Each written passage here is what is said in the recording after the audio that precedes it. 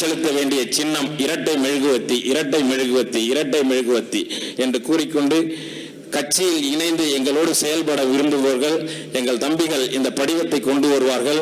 இதிலே உங்கள் கைபேசியும் பெயரையும் நீங்கள் எழுதி கொடுத்தீர்கள் என்றால் எங்களோடு கைகோர்த்து இந்த இனத்தின் விடுதலைக்கு போராடுவதற்கு ஏதுவாக இருக்கும் என்று தெரிவித்துக் கொண்டு, காலம் நமக்களித்த கையிருப்பு, தம்மை பகை முடிக்க வந்த பெருநெருப்பு, 12 கோடி தமிழ் தேசிய இனத்தின் ஒற்றை நம்பிக்கை, தலைவர் தந்த தமிழ் கொடை அருமையண்ணன் செந்தமான் சீமான் உங்களோடு.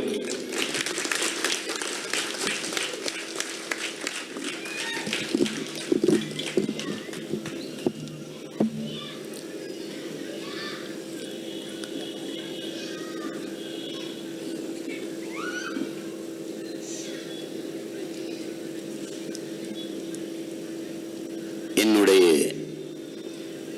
பேரன்பிற்கினிய பெற்றோர்களே,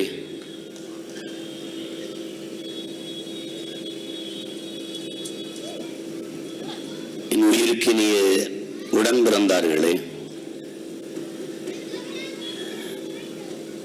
எப்போதும் நான் என் உயிருக்கு மேலாக நேசிக்கின்ற என் தாய் தமிழ் உறவுகளே, உங்கள் அனைவருக்கும் என் அன்பு நிறைந்த வணக்கம்.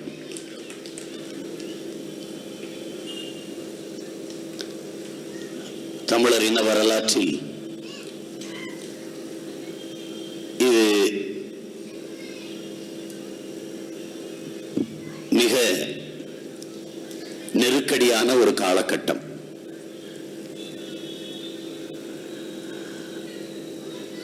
ஐம்பதனாயிரம் ஆண்டுகளுக்கு மூத்த நீண்ட நெடிய வரலாற்று பெருமைகள் பல கொண்ட தமிழர் என்கிற தேசிய இனத்தின் தாய்மொழி தமிழ் சிதைந்து அழிந்து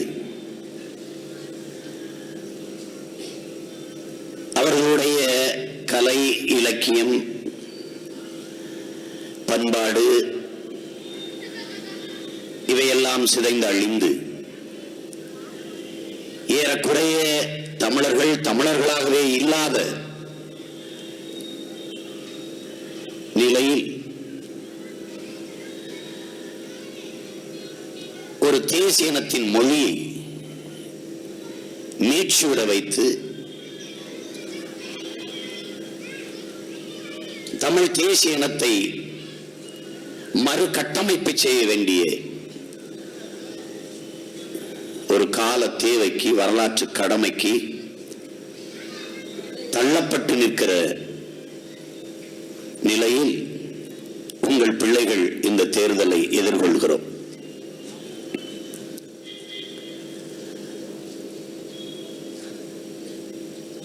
கிராமங்களில் பட்டுப்போன கேப்பைக்கு, அதாவது கேழ்வரகு பயிருக்கு ஒரு சொட்டு மழைத்துளி போதும் என்று சொல்வார்கள். அதுபோல செத்துப்போன எம் இன மீட்சிக்கு கடைசி நம்பிக்கையாக இந்த தேர்தலை உங்கள் பிள்ளைகள் பார்க்கிறோம். மற்றவர்களுக்கு இது வழக்கமான ஒரு தேர்தல். அவர்கள் ஏற்கனவே அனுபவித்த பதவி, அடித்த கொள்ளை, செய்த ஊழல், அதை மறுபடியும் தொடர்வதற்கான ஒரு வாய்ப்பு, அவ்வளவுதான்.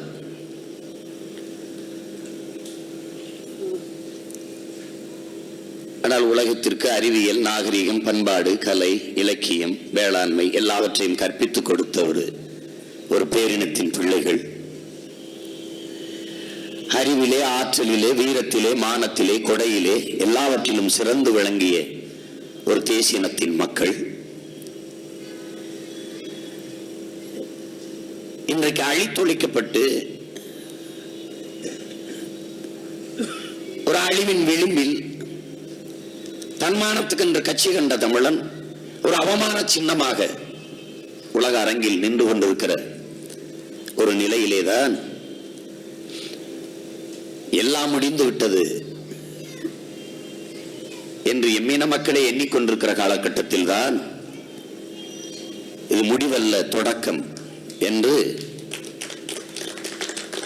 இந்த எளிய மக்களின் பிள்ளைகள் எழுந்து நிற்கிறோம். எனவேதான் இதற்கு இது மாற்றத்திற்கான எளிய மக்களின் புரட்சி என்ற முழக்கத்தை முன்வைத்தோம். என் அன்பிற்குரிய சொந்தங்கள், என் அன்பு தம்பி தங்கைகள், நீங்கள் இந்த தேர்தலை உன்னிப்பாக நுட்பமாக கவனிப்பீர்கள். முன் எப்போதும் விட, கடந்த கால தேர்தல்களை விட இந்த தேர்தலில் எல்லோருமே மாற்று மாற்று மாற்று என்று பேசுவதை பார்க்கிறீர்கள். இதற்கு காரணம் நாமே மாற்று, நாம் தமிழரே மாற்று என்று நாங்கள் முன்வைத்த முழக்கம்தான். ஒரு சண்டை, பிரிட்டிஷ்காரன் இந்தியன், அது ஒரு காலகட்டம், அது ஒரு சண்டை. பிறகு ஒரு சண்டை, ஆரியன் திராவிடன், அது ஒரு சண்டை, அது ஒரு போர். இப்போது மூன்றாவது கட்ட போர், தமிழர் இன வரலாற்றில் தமிழர் திராவிடர் போர்.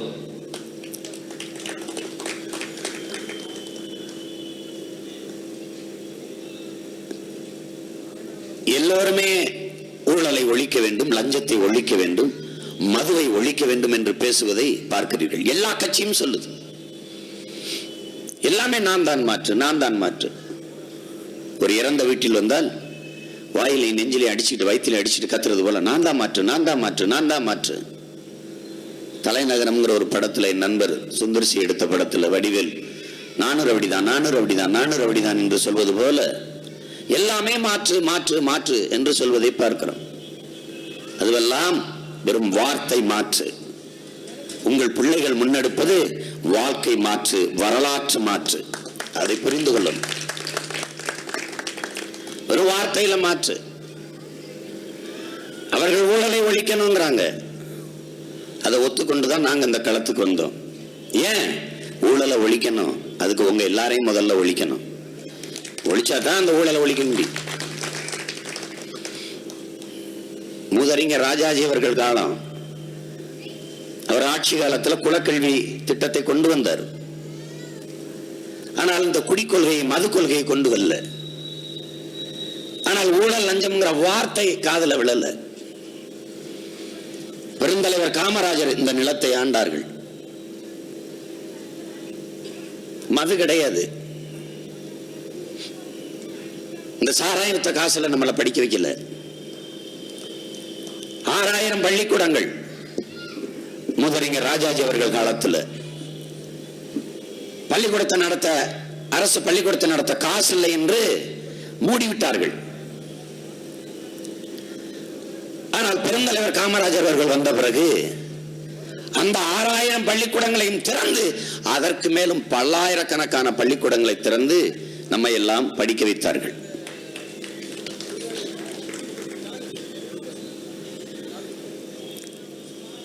இன்றைக்கு தமிழ் அறிவியல் அடையாளமாக இருக்கிற பெருமகன் ஐயா அப்துல் கலாம் அவர்கள் கூட, ஐயா மயில்சாமி அண்ணாதுரை அவர்கள் கூட, தமிழ் இனத்தின் மிகப்பெரிய சாதனையாளர்கள் எல்லாம் பெருந்தலைவர் காமராஜர் அவர்கள் திறந்த பள்ளிக்கூடத்தில் படித்தவர்கள் தான். என்னுடைய தொடக்க கல்வி கூட அந்த பெருந்தலைவர் தொடங்கி வைத்த பள்ளியில் தான் படித்து வந்தேன். அந்த தலைவன் பல்லாயிரக்கணக்கில் பள்ளிக்கூடங்களை திறந்து நம்மை படிக்க வைத்தார். இன்றைய ஆட்சியாளர்கள் பல்லாயிரக்கணக்கில் மதுக்கடைகளை திறந்து நம்மளை குடிக்க வைத்தார்கள். அவர் காலத்தில் ஊழல் லஞ்சம் என்ற வார்த்தைகளே கிடையாது.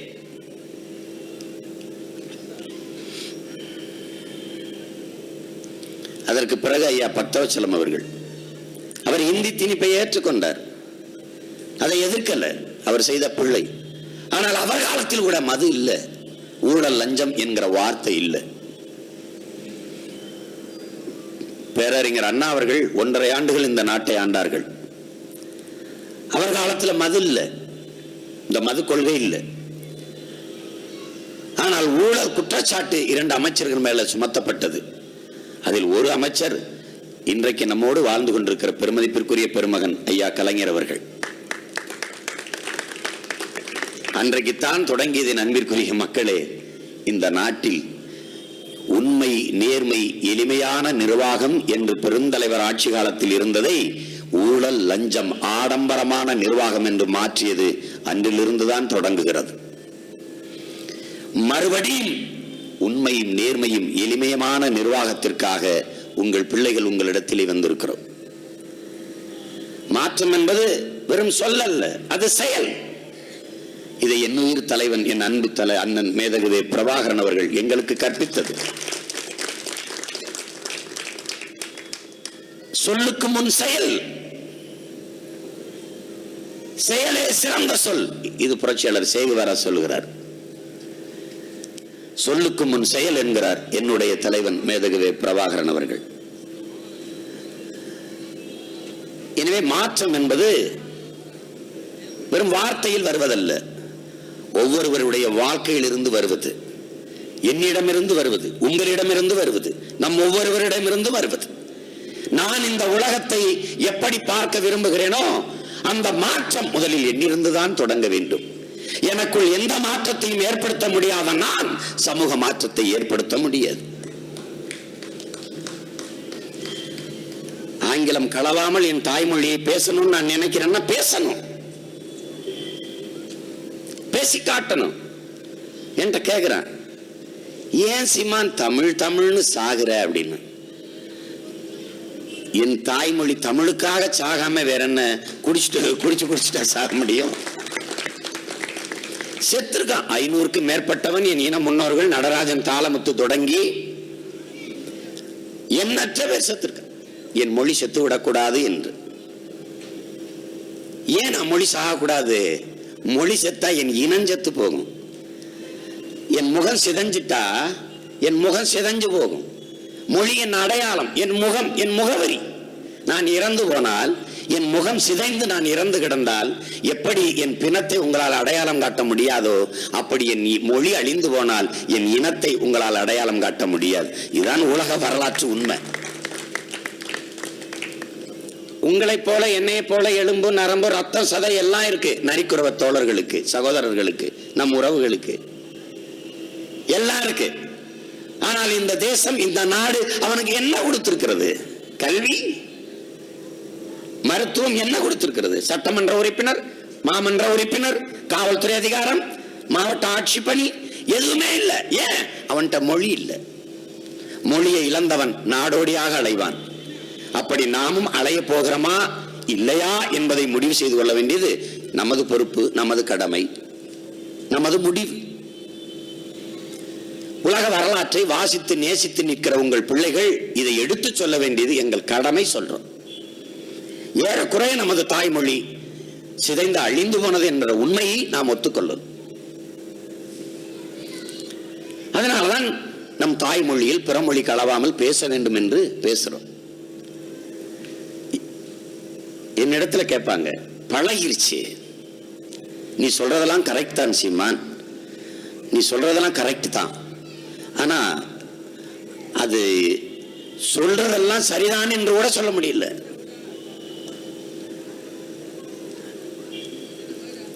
அவங்க சொல்லும் போதே நம்மள்ட்ட பேச வரும்போதே அப்பப்ப கொஞ்சம் ஆங்கிலம் வந்துருச்சுன்னா தப்பா எடுத்துக்கிறாதீங்க, மன்னிச்சுக்கிறீங்க.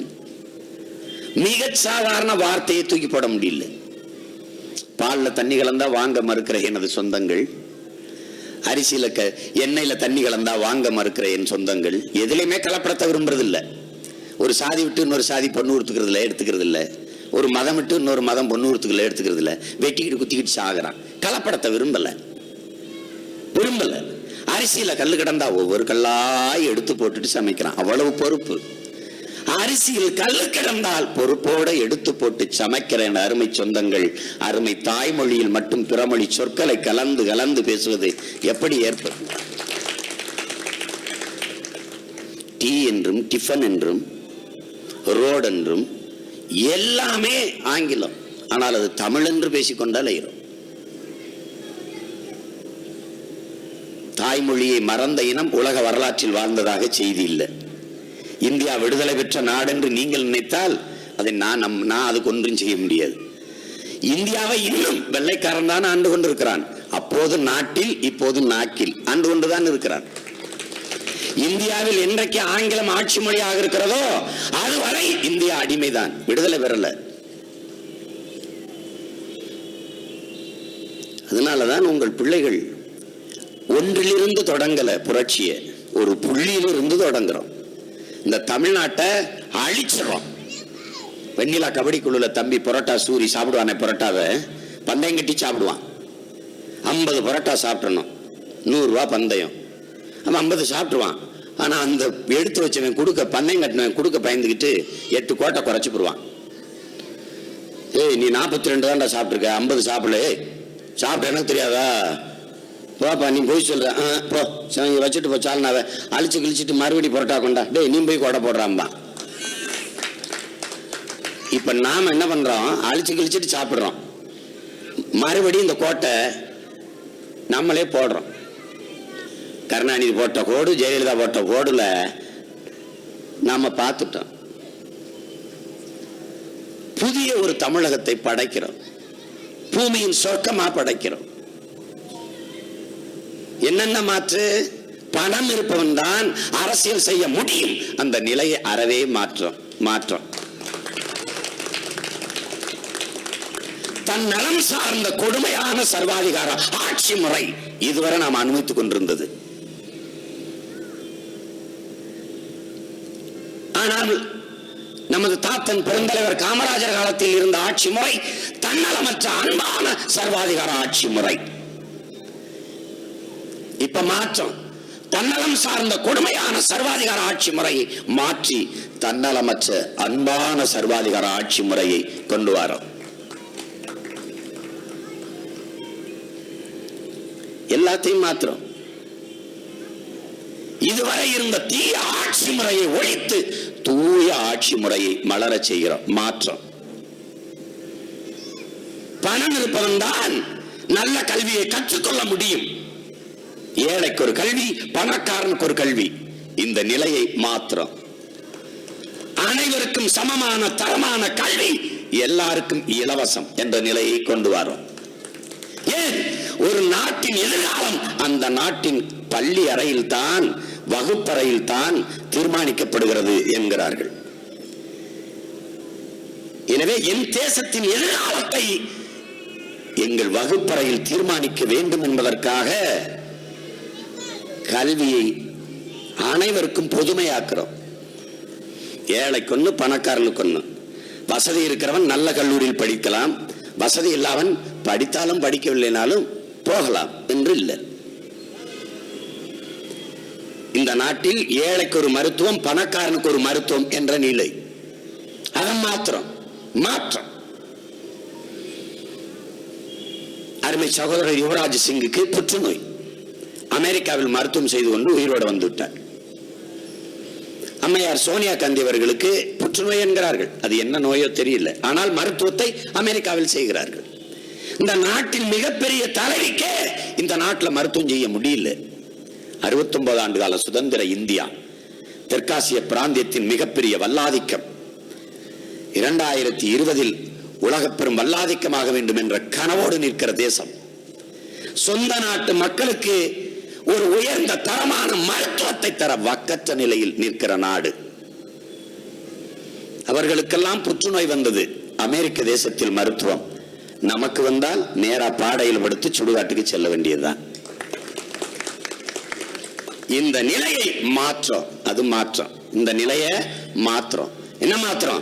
தொடக்க மருத்துவம் முதல் மிக உயர்ந்த மருத்துவம் வரை அனைவருக்கும் சரியான சமமான தரமான மருத்துவம் இலவசம். ஏன் கல்வி இலவசம்? கல்வி ஏன் மருத்துவம் இலவசம்? ஏன் மருத்துவம்? கல்வியும் மருத்துவமும் ஒவ்வொரு மனிதனுக்குமான அடிப்படை உரிமை. அதை கொடுக்க வேண்டியது அரசின் மிக உயரிய கடமை. அதனால நம்ம கொடுக்கிறோம்.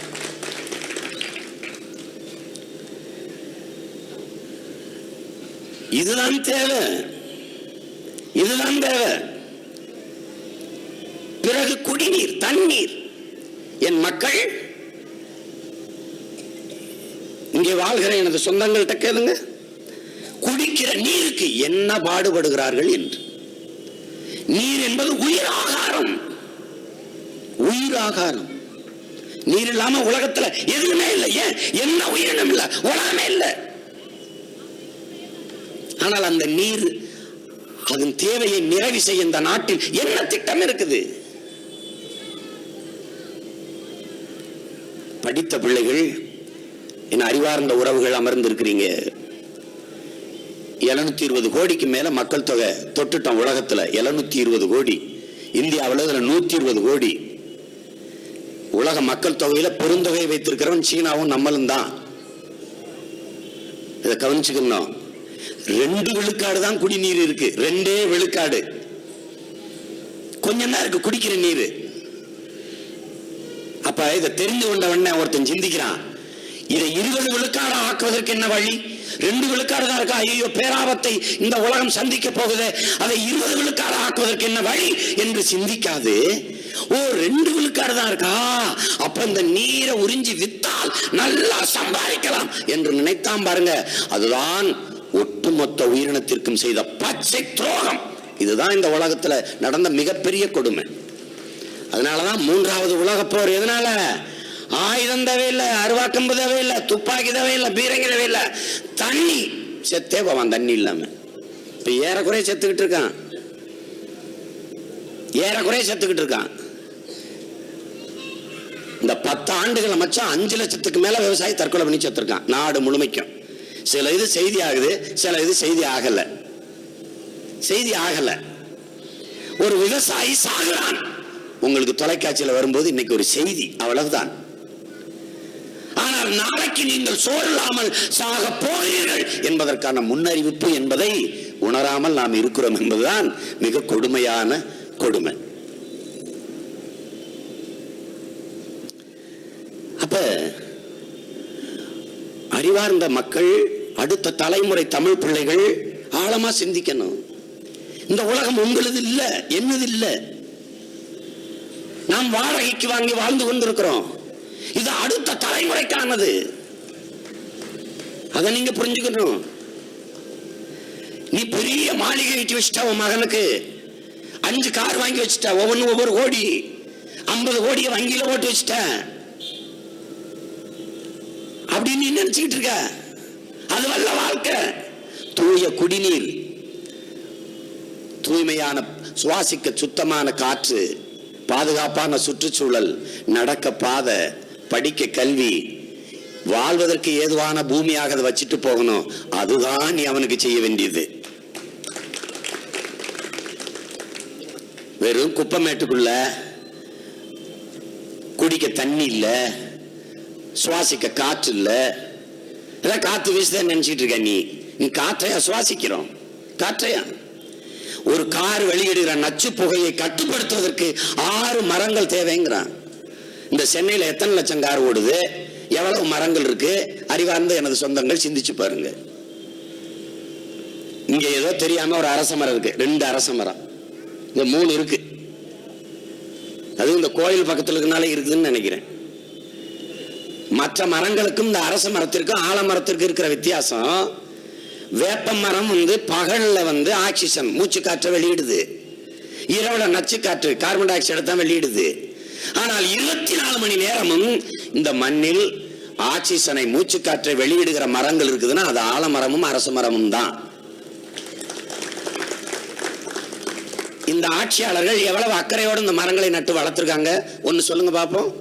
அம்மையார் ஜெயலலிதா அவர் பிறந்த நாளைக்கு மரம் நட வந்தார் தெரியுமில்ல. மண்ணை கரண்டிட்ட கிளவுஸ் போட்டுக்கிட்டு, மண்ணை கிளவுஸ் போட்டுக்கிட்டு, கையில ஒரு உரையை போட்டுக்கிட்டு கரண்டிட்டு அள்ளி போட்டாங்க. என் மண்ணை கூட தொட அஞ்சுகிற உனக்கு, வெக்கப்படுகிற உனக்கு மண்ணை ஆளுகிற உரிமை எதுக்கு? எதுக்கு? எதுக்கு? என் மண்ணை கையால தொடக்கூட அஞ்சுகிற உங்களுக்கு அந்த மண்ணை ஆளுகிற அதிகார உரிமை எதுக்கு? எதுக்கு?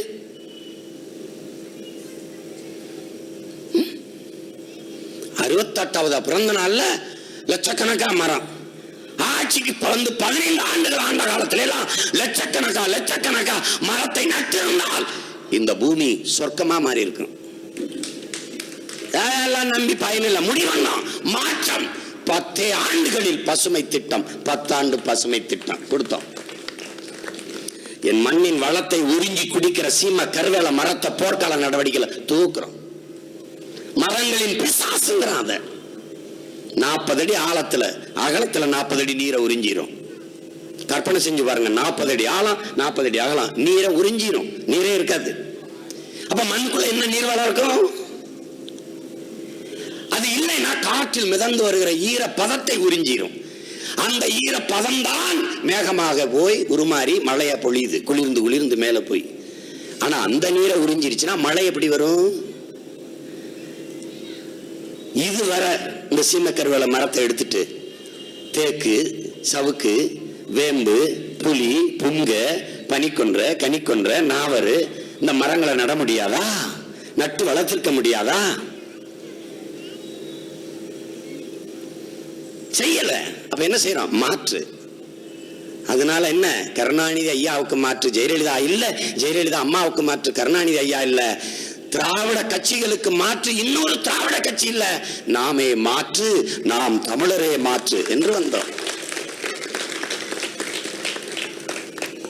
அது ஏமாற்று. திராவிட முன்னேற்றம் என்பது திருடர்கள் முன்னேற்றம். அதை தெரிந்து கொள்ள 50 ஆண்டுகள் ஆயிருக்குது, அரை நூற்றாண்டு ஆயிருக்குது. நீங்க எல்லாம் பாத்தீங்க வெள்ளத்துல செத்தோம். வெள்ளத்துல இந்த இடத்துக்குலாம் நான் வந்தேன், நடந்து வந்தேன். இந்த இடத்துல எல்லாம் இந்த பக்கத்துல போய் தான் சாப்பிட்டேன். என் தம்பி வீட்டுல போய் அங்கதான் நான் இந்த சாக்கடையை போய் அள்ளி கூட்டினோம். வெறும் நெகிழி குப்பை, நெகிழி தாள், நெகிழியும் பிளாஸ்டிக்கையும் தடை செய்கிறேன். இந்த நாற்காலி ஒண்ணு இருக்காது, வந்தவன தடை. என்ன செய்வேன்? இதை உருக்கி ரோடு சாலை போட்டுருவேன், இருக்கிறதெல்லாம் உருக்கி சாலை போட்டுருவேன். ஆனால் இனிமே இந்த பிளாஸ்டிக் இருக்காது. என்ன செய்வேன்? என்னுடைய மூங்கில், என்னுடைய பிரம்பு, என்னுடைய இது நாற்காலி கொண்டு வந்துருவேன். கலாச்சாரமா மாத்திருவேன், என்னுடைய பண்பாட்டின் ஒன்றாக மாத்திருவேன். அரசு விழாக்கள் எல்லாம் மூங்கில் நாற்காலி போட்டு உட்கார்ந்துருக்கோம். அதுவே ஒரு கலாச்சாரமா மாறும். என்னுடைய நிலம் வளம் சார்ந்த பொருளாதாரத்திலே நான் நிறைவடைவேன். இந்த நெகிழி அதை பத்தி கவலைப்படுகிற அதிகாரம் உண்டா? எங்க ஐயா கலைஞர் கவலைப்பட போறாரா? அம்மையார் ஜெயலலிதா கவலைப்பட போறாங்களா? இந்த நெகிழித்தால் இல்ல ஐயா மோடி தடை செஞ்சிருவாரா? கிளீன் இந்தியாக்காரர், கிளீன் இந்தியா, ஸ்வச்ச பாரத், ஸ்வச்ச பாரத் வர வந்து கண்ணாடியில் இப்படி பார்த்துக்க வேண்டியது. எல்லாம் 5-6 கருவியை வச்சுருவாங்க, இந்த மாதிரி கேமரா வச்சு. ஓகே ஓகே அப்படி கூட்டிட வேண்டியது, போயிட வேண்டியது. Clean India. மனித கழிவை மனிதன் அள்ளி கொண்டிருக்கிறான். இத்தனை ஆண்டுகள் நடந்து 21ஆம் நூற்றாண்டுல இவ்வளவு அறிவியல் தொழில்நுட்பம் வளர்ந்திருக்கிற காலத்துல அதை மாற்றுவதற்கு ஒரு வேலை திட்டம் இல்ல, ஒரு சிந்தனை இல்ல, ஒரு மாற்று இல்ல. இன்னைக்கு வரைக்கும் என்னால் இந்த மலை குளிக்கல மூழ்கி எந்திரிக்கும் போது சாக்கடை கழிவுக்குள்ள விஷவாயுதாக்கி சாகுறான். இந்த உயிர் பணியிலிருந்து என் உறவுகளை காப்பாற்ற ஒரு நாதி இல்லை. கிளீன் இந்தியா நீ நினைச்சுக்கிட்டு இருக்கிற கிளீன் இந்தியா இல்ல இது. அவங்க சொல்ற கிளீன் இந்தியா வேற. நீ 5 ஆண்டு கழிச்சு திறந்து கண்ணை முழிச்சு பாரு, பொட்டலா இருக்கும் நாடு. என்னடா கிளீன் ஒண்ணுமே இல்லை அப்படின்னா, அதான் நான் சொன்னேன் கிளீன் இந்தியான்னு. தொடச்சு போய் கழுவிட்டோம்பா, ஒண்ணும் இருக்காது. தூய இந்தியானா என்ன?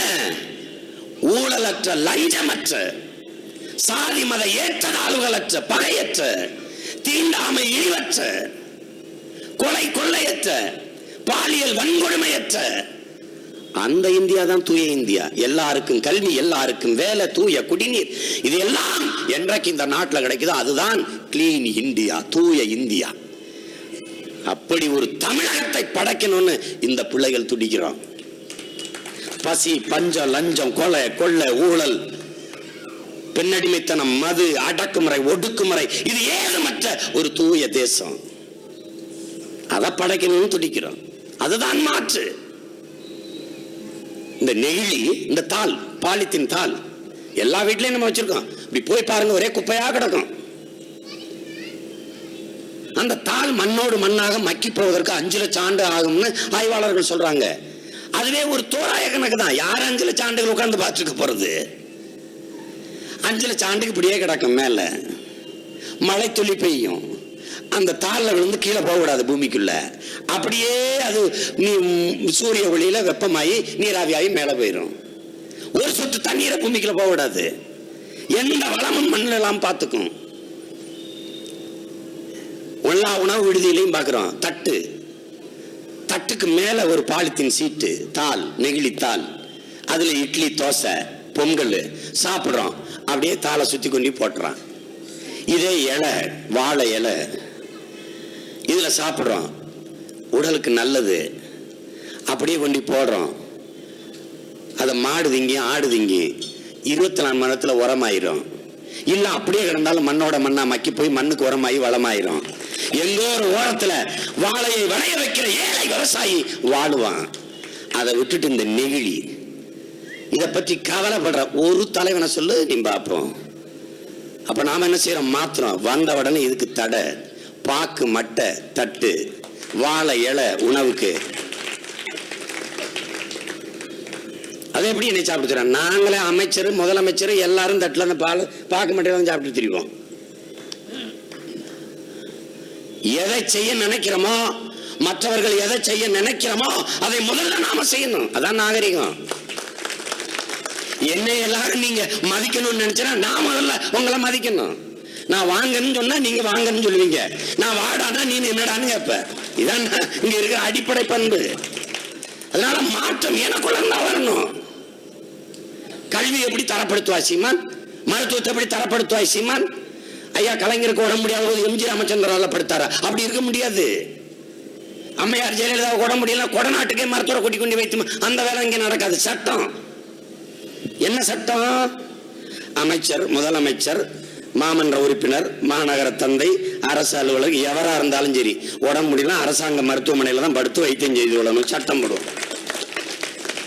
அது தானா சரியா நடக்கும். அரசு பள்ளி, அரசு கல்லூரி, இந்த ஐயா கலைஞர், அம்மையார் ஜெயலலிதா ஆட்சி காலத்தில் இருந்த அரசு பள்ளி கல்லூரி நீங்க கற்பனை செய்யாத. நான் தான் அழிச்சிருவேன்ட்டனே. நான் சீர்திருத்தவாதி அல்ல. கட்டிய கட்டடத்துக்கு வெள்ளை அடிக்க வந்தவன் அல்ல. அந்த கட்டடத்தை இடித்து விட்டு மறு கட்டடம் கட்ட வந்த ஆள். அதை கவனிச்சுக்கணும். இதுவரை பார்த்திருந்த நீங்க அரசாங்க முத்திரையே மாத்திட்டேன். தமிழ்நாடு அரசு முத்திரையே கிடையாது. இதுவரை நீங்க பள்ளிகளில் பாடிக்கொண்டிருந்த தமிழ் தாய் வாழ்த்தையை கிழிச்சு போட்டேன். வேற தமிழ் தாய் வாழ்த்து. தமிழுக்கு அமுதென்று பேர், அந்த தமிழ் இன்ப தமிழ் எங்கள் உயிருக்கு நேர். இது தமிழ் தாய் வாழ்த்து. தூய தமிழர் நாட்டில் என்ன திராவிட நல் திருநாடு கிழிச்சு போடுற தூர பாட்டு வேற. ஏன் இதெல்லாம் செய்கிறேன்? நான் என் உயிரை விட என் மண்ணையும் மக்களை நான் நேசிக்கிறேன். என் உயிரை விட நேசிக்கிறேன். ஏன் நேசிக்கிறேன்? அப்படி நேசித்து நின்ற தலைவனின் மகன் நான். அப்படி நேசித்து நின்றான் ஒரு தலைவன். என் அன்பிற்குரிய சொந்தங்களே, வறுமை, அதை ஒட்டி இருக்கிற அறியாம, அடிமை, தீண்டாம, இந்த 4 கொடுமைகளை ஒழிக்க வேண்டியது ஒவ்வொருவருடைய கடமை. அந்த கடமையை செய்ய வந்திருக்கோம். அந்த கடமையை செய்ய வந்திருக்கோம்.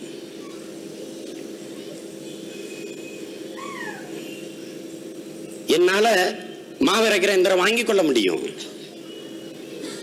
எங்களை விட வறுமையான குடும்பத்திலிருந்து வந்த மகன் யாரும் இருக்க முடியாது. என்னுடைய வீட்டை, என் கிராமத்தை, என்னை வந்து பார்த்தவன் என் மேல பெரிய பரிதாபம் வரும். பரிதாபம் வரும் உங்களுக்கு. அப்படி ஒரு கிராமத்துல, அப்படி ஒரு ஏழை குடும்பத்துல பிறந்து வந்த மகன் நான். இதே சென்னையில பல ஆண்டுகள் பட்டினி கிடந்தவன். படுக்க இடம் இல்லாம ஏவிஎம் சுடுகாட்டுல படுத்து கிடந்தவன்.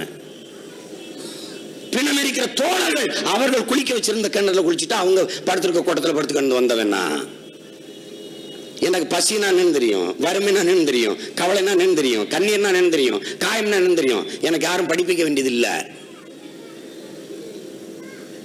அதனால என்ன, அவ்வளவு ஏழை வறுமை குடியில பிறந்தாலும் எங்க வீட்டுல தோசைகள் இருந்துச்சு, மாவாட்டுற ஆட்டு இருந்துச்சு, மாவாட்டுற அம்மி குளம் இருந்துச்சு, எங்களுக்கு ஆடு மாடெல்லாம் நிறைய இருந்துச்சு. இதெல்லாம் என்னால வாங்கிக் கொள்ள முடியும். என்னுடைய உழைப்பால் நான் பெற்றுக்கொள்ள முடியும். எனக்கு எங்க அப்பா கஷ்டப்பட்டனாலும் ஒரு மிதிவண்டி வாங்கி கொடுத்தார், சைக்கிள். அதுலதான் கல்லூரிக்கு படிக்க போனேன், படிச்சேன். அதெல்லாம் வாங்கிக் கொள்ள முடியும். இந்த மடிக்கணினி வாங்கிக் கொள்ள முடியும்.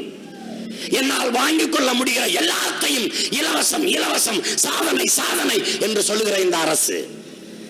ஆனால் என்னால் முடியாதது இந்த கல்வி, மருத்துவம். என்னால் முடியாததை தராமல் என்னால் முடிந்ததை தந்து தந்து என்னை ஏமாற்றி 50 ஆண்டுகளாக சாதனை சாதனை சாதனை. அறிவார்ந்த எனது மக்கள், 2 ரூபாய்க்கு அரிசி ஐயா கலைஞர் ஆட்சிக்கு வந்த போது வாங்கி சாப்பிட்டு வயிறு வளர்த்து உயிர் வளர்ச்சோம்.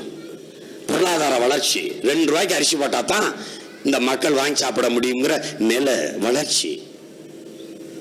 5 ஆண்டு முடிஞ்சிருச்சு. அடுத்த தேர்தல் அறிக்கை வரைவு 2 ரூபா கிடையாது, 1 கிலோ அரிசி 1 ரூபா. வளர்ச்சி பாருங்க. 2 ரூபாய்க்கு வாங்கி சாப்பிட்ட மனுஷன், இந்த இன மக்கள் மறுபடியும் 1 ரூபாய்க்கு சாப்பிடுற அளவுக்கு வளர்ந்துட்டான். வளர்ச்சி. திருப்பி அடுத்த தேர்தல் வரைவு, அந்த 1 ரூபாயும் இல்லை, இலவசம். அப்படின்னா என்ன அர்த்தம்? 1 ரூபா கொடுத்து கூட 1 கிலோ அரிசி வாங்கி சாப்பிட்டு வயிறு வளர்த்து உயிர் வளைக்க முடியாத வக்கத்த நிலையில் என் இன மக்களை வைத்த சாதனை. யாருடைய ஆட்சிகள்? ஐயா கருணாநிதி, அம்மா ஜெயலலிதா ஆட்சி. எவ்வளவு பெரிய சாதனை! வெட்கக்கேடு. 1 கோடிக்கு செலவு பண்ணிட்டு 100 கோடிக்கு விளம்பரம் பண்றது. 100 கோடிக்கு. இதே வெள்ளத்துல ஐயா கலைஞர் அவர்களும் அவருடைய அன்பு மகன் ஐயா ஸ்டாலின் அவர்களும் 1 கோடி வெள்ளச்சேதத்துக்கு கொடுத்தார்கள்.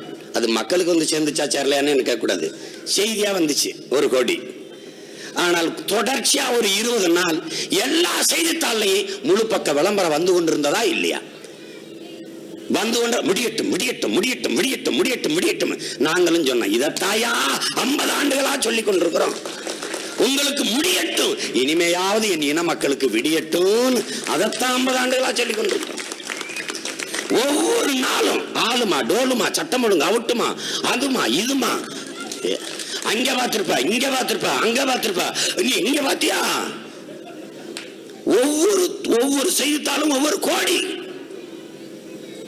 எப்படி இருக்கு? ஓட்டு போட்டு உயரத்துல உட்கார வச்ச மக்களுக்கு வெறும் 1 கோடி அறிவிப்பு. எந்த விரலால எந்த கையால ஓட்டு போட்டு இவர்களுக்கு அதிகாரம் பதவி எல்லாவற்றையும் கொடுத்தோமோ அதே கையை ஏந்தி நிக்க வைத்ததுதான் இந்த 2 பெரும் ஆட்சியாளர்களின் சாதனை. பிச்சை எடுக்க வச்சிட்டான் என் இன மக்களை. ஜெயலலிதா அம்மையார் வர வேணா, உடம்பு முடியல, பெரியவங்களாயிட்டாங்க. முதலமைச்சர் ரொம்ப நாகரிகமா வளர்ந்தவங்க. இந்த சாக்கடையில தண்ணியில அழுக்கப்பட்ட மனிதர்களை சந்திக்க, மக்களை சந்திக்க அசூசியா நினைப்பாங்க, அசிங்கமா நினைப்பாங்க. வராதிங்க தாயே, நீங்க இருங்க. உன் கட்சிக்காரங்க என்ன பண்றான்? கட்சிக்காரன் இல்லாத தெருவிலேயே மாமன்ற உறுப்பினர், சட்டமன்ற உறுப்பினர், மாவட்ட செயலாளர், ஒன்றிய பகுதி செயலாளர், வட்ட செயலாளர் ஒருத்தர் வந்து களத்தில் நிக்கல. ஏன்? அம்மா சொல்லல.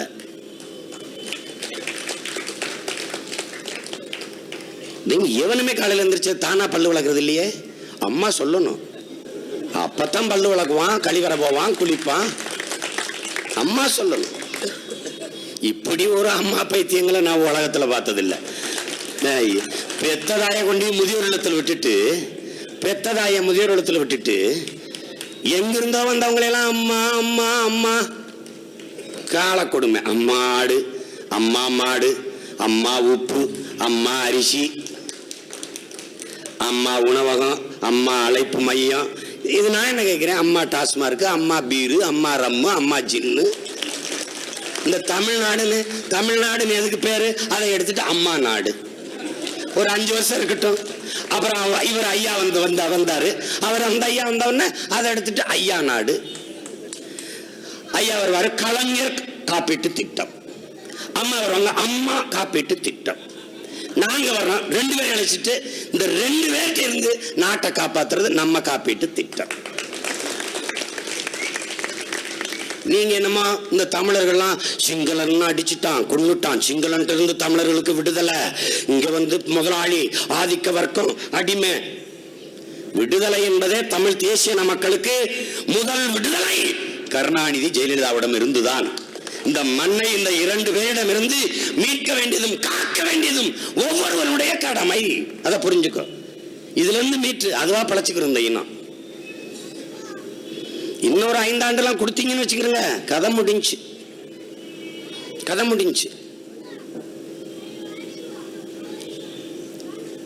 செம்பரம்பாக்கம் ஏரியை திறந்து விட்டதுங்கிறான். ஒரு ஏரி இல்ல, சுத்தி இருக்க மொத்த ஏரியும் திறந்து விட்டான்.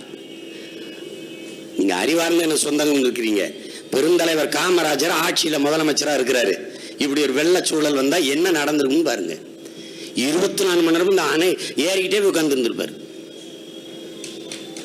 வேட்டிய மடிச்சு கட்டிட்டு வெள்ளத்துல வந்து நின்று இருப்பாரு. நின்றவர் அவர்கிட்ட கேட்கறாங்க பத்திரிகையாளர்கள்லாம் வந்து, அரசியல்னா என்னங்க ஐயா அப்படின்னு.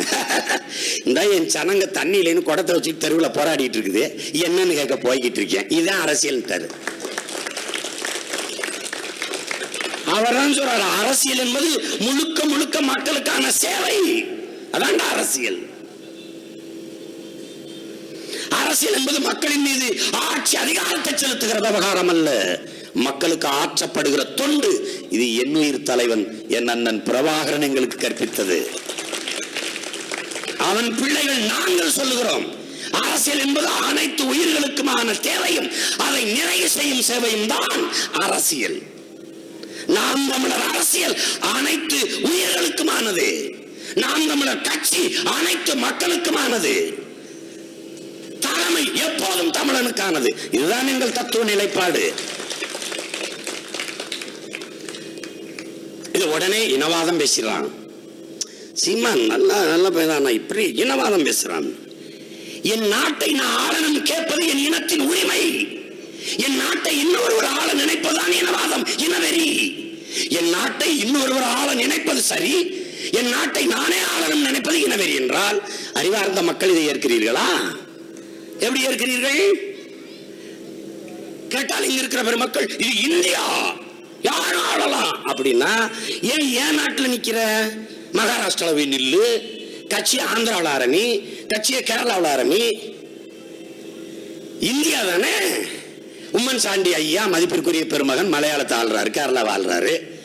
அங்கே சீதாராம் ஐயா இந்த கர்நாடகாவை ஆள்றாரு. ரெண்டும் ஒரே கட்சி, ஒரே தலைவி, ஒரே கொடி. ஐயா உம்மன் சாண்டி கர்நாடகாவை, ஐயா சீதாராம் ஐயா கேரளாவை ஆள சொல்லு. நான் கட்சியை கழிச்சிட்டு போறேன், மறுபடியும் படம் எடுக்க போயிடுறேன், பிழைக்க போயிடுறேன்.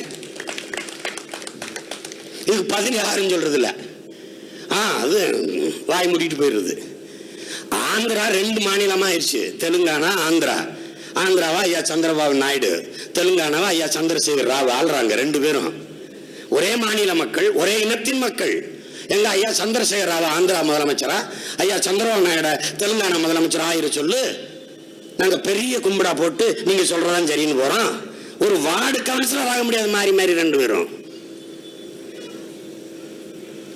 ஏன்னா இந்திய நாட்டின் பிரதமர் ஐயா நரேந்திர மோடி குஜராத்தை விட்டுட்டு வேற ஒரு மாநிலத்தில் முதலமைச்சர் ஆயிக்கோட்ட சொல்லு, நான் கட்சியை கலைச்சிடறேன். நாட்டின் பிரதமர் அது வேற. வேணா ராகுல் காந்தி கேரளாவில், கர்நாடகாவில், ஆந்திராவில் முதலமைச்சராக காட்ட சொல்லு பார்ப்போம். அது ஏன் நாங்க சொன்னா மட்டும் அதுல இனவெறி வந்துருது, சொறி சரங்கு பட எல்லாம் வந்துருது நாங்க சொன்னா மட்டும். இன்னைக்கு யுகத்துலடா பன்னெடுங்காலமா அடி வாங்கி தலும்பெறி போய் நிக்கிற பிள்ளைகளடா நாங்க. நீண்ட காலமா வெந்து நொந்து போய் எல்லாரையும் நம்பி ஏமாந்து நிக்கிற மக்களடா நாங்க. பேரன்பனும் பெருந்தன்மையிலும் பிழை செய்து நிக்கிற மக்களடா. வந்தவன் எல்லாம் வாழ வச்சு வாயில வாக்கரிசி தின்னு போட்டு சாகர இனமா நிக்கிறமடா. இந்த ஓரத்துல ஒதுங்கி கிடக்கிறவன் ஏன் ஆளு, ஆனா உயரமா இருக்கிற ஏதாவது என்னுடையதா இருக்கா? கொசு உள்ள வராம கொசுவலை அடிச்சு கொடுத்துங்கிற ஒரு கூட்டம், கொசு உற்பத்தி ஆகிற கூவாத்து கரையில வாழ்ற என் கூட்டம். என்னைக்கா நான் மேல எழுதுறது, என்னைக்கு எழுதுறது? ஆதி தமிழ் குடி தலைநகர்ல இருக்கக்கூடாதுன்னு அடிச்சு விரட்டியே. இந்த அதிகாரத்தை தந்தை யார் கொடுத்தது? இந்த நிலத்தில் இருக்கிற என்னைய பூர்வகுடி மக்களை என்னை தூக்கி கண்ணை நகர் செம்மஞ்சேரி கல்லுக்குட்டை தூக்கி வீசுறியே. இங்க தொடர் வண்டி நிலையத்திலாண்டா நான் பழ வித்துக்கிட்டு இருந்தேன், பூ வித்துக்கிட்டு இருந்தேன். இந்த பேருந்து நிலையத்தாண்டா நான் பழ வித்து பூ வித்து காய் வித்து பொழைச்சேன். இங்கதாண்டா என் பக்கத்துல 4 வீட்டுல போய் 10 பத்திரம் வச்சு பொழைச்சேன். இங்கதாண்டா என் பிள்ளை மாநகராட்சி பள்ளியில படிச்சது. இந்த தெருவிலாண்டா நான் ஆட்டோ ரிக்ஷா ஓட்டி பொழைச்சிக்கிட்டு இருந்தேன். என்னை தூக்கி அங்க போட்டா என் வாழ்வாதாரம் என்ன ஆகுறது? இதை பற்றி கவலைப்படாத அதிகாரம் எதுக்குடா எனக்கு? எதுக்கு எனக்கு சொல்லுங்க பாப்பா. யார் வந்தாலும் என் குடிசை எரியுதாடா? ஐயா கலைஞர் வந்தாலும் எரியுது, அம்மையார் ஜெயலலிதா வந்தாலும் எரியுது. அந்த இடத்துல எனக்கு வீடை கட்டித்தான் கிடையாது, நான் வேற வீடு கட்டிருக்கேன். அங்க போகணும் 2 லட்சம் பேருக்கு வெறும் 2000 வீட்டை காட்டி ஏமாத்தி எத்தனை நாளைக்கு ஏமாத்துவ நீ? கொடுமை. தமிழ்நாட்டின் தலைநகரில் தமிழன் வாழக்கூடாதுன்னு எல்லாம் புறநகருக்கு தூக்கி வீசுறான். எல்லாம் வேறவனுக்கு இந்த நிலமெல்லாம். நான் கேட்டேன், இந்த இடத்துல இருந்து என் மக்களை அப்புறப்படுத்துறீங்க சரி, ஆனா யாருக்கு இந்த இடத்த கொடுப்பீங்க? அது அது அதுன்றான். ஏன் வேகமா வரேன்? இதெல்லாம் தடுக்க வழி இல்லை. அதிகாரம் மிக வலிமையானது. யார் சொல்றா? புரட்சியாளர் அண்ணல் அம்பேத்கர். ரொம்ப நாளா அழுதுட்டோம். அரிசி, பருப்பு, உப்பு, மிளகாய், ஆடு, மாடு, கோழி, வேட்டி, சட்டை, வீடு எல்லாத்துக்கும் வழி இல்லாம அழுதுட்டோம். அடிமைப்பட்ட மக்கள் பார்த்தோம். சொல்றாரு, அனைத்து துன்ப போட்டுகளுக்குமான சாவி ஆட்சி அதிகாரம் மட்டுமேங்கிறாரு. அதிகாரம் மிக வலிமையானது. முடிவு பண்ணிட்டோம். எம் அதிகாரம் எம் மக்களுக்கானது. அதிகாரம் மிக வலிமையானது. அதை அடைந்து விட்டால் அனைத்தும் எளிமையானது. ஆகா அப்படின்னு இறங்குறாங்க களத்துல. மறுபடியும் அதிமுகவுக்கு ஓட்டு போட்டு முதலமைச்சராக்கினா அது ஜெயலலிதாவுக்கும் அவங்களை சார்ந்தவங்களுக்குமான அதிகாரம். திமுக ஓட்டு போட்டு முதலமைச்சராக்கினா அது ஐயா கலைஞருக்கு அவர் குடும்பத்துக்கான அதிகாரம். உங்க பிள்ளைங்க எங்களுக்கு போட்டீங்கன்னா அதிகாரம் உங்களுக்கானது. எது தேவைன்னு நீங்க தான் முடிவெடுத்துக்கணும். என்னை கேட்கிறான், இவனுக்கு போட்டி யாரு? எனக்கு எவனுமே போட்டி கிடையாது. கருணாநிதி, ஜெயலலிதாலாம் போட்டி. என்ன அளவுக்கு நின்று பேச முடியுமா? இல்லை என்ன அளவுக்கு நடப்பியா? இல்லை பேசுவியா? என்ன செய்ய போறீங்க? இல்லை என்ன அளவுக்கு கனவு? நீங்க இவ்வளவு 50 ஆண்டுகள் ஆட்சி நடத்திட்டீங்க. 15 ஆண்டுகள் அம்மையார் ஜெயலலிதா, 25 ஆண்டுகள் ஐயா கலைஞர். என்னுடைய ஆட்சி வரவை எடுத்து வாங்க, 3 பேருக்கு அந்த பேசுவோம். பூமியின் சொர்க்கமா இந்த நாட்டை படைக்க நான் வரைவை கொடுத்துருக்கேன். எப்படி ஆட்சி நடத்துவேன்? இதுவரை நீங்க நடத்தல. இல்ல அப்படிப்பட்ட வரைவு வந்தா கூட என்னை காப்பிடிச்சா நீ செஞ்சிருக்கணும். என்னதுல நீங்க செய்ய போறிய? போட்டி யாருக்கு? போட்டி எனக்கும் என் தாத்தன் காமராஜுக்கும் தான் போட்டி. எனக்கும் என் பெருந்தலைவர் காமராஜுக்கும் தான் போட்டி. தாத்தனுக்கும் பேரனுக்கும் தான் போட்டி. என்ன போட்டி? நீதான் நம்ம நல்லாட்சி கொடுத்தாங்கிறாங்க. தாத்த நல்லாட்சி கொடுத்தானா, அவன் பேரன் நல்லாட்சி கொடுத்தானா? இதுதான் நடக்க போற வரலாற்று போட்டி. பெருந்தலைவர் காமராஜருக்கும் அவன் பேரங்களுக்கும் தான் போட்டிங்க. பிள்ளை கப்பல். எப்படிப்பட்ட 8 அமைச்சர், ஒரு முதலமைச்சர் ரேஷன் கடையில் வாங்கின அரிசியை சாப்பிட்டான்னு ஒருத்தனை சொல்றா இந்த வரலாற்றுல. ஒரு காவல்துறை அமைச்சர் பெருமகன் கக்கன் அரசாங்க பேருந்துல பயணம் போனான்னு ஒருத்தனை சொல்லு பார்ப்போம். இங்க எவனாவது இருக்காரா? எளிய மக்கள், மக்களை கொண்டாடிய மக்கள், தலைவர்கள், மக்களோடு மக்களா நின்ற தலைவர்கள். 24 மணி நேரம் என் இனம், என் நாடு, என் மக்கள், என் இனத்தின், என் பிள்ளைகளின் எதிர்காலம் என்று கனவு கொண்ட தலைவர்கள். அந்த மாண்புமிக்க மக்களாட்சியை தன் மக்களின் ஆட்சியாக, தன் மக்களுக்கான ஆட்சியாக மாற்றிய பெருமக்கள் ஐயா கலைஞரும் அவருக்கு பின்னாடி இருக்கிற அம்மையார் ஜெயலலிதா. அவங்க சொல்லுவாங்க, எனக்கென்றே யாரும் இல்லை, எனக்குன்னு ஒரு தேவையும் இல்லை. தேவையில்லாம ஆயிரக்கணக்கான ஏக்கர்ல கொடநாடு எஸ்டேட், இங்க சிறுதாவூர்ல ஒரு பங்களா, இங்க ஒரு இது, இவ்வளவு இருக்குது.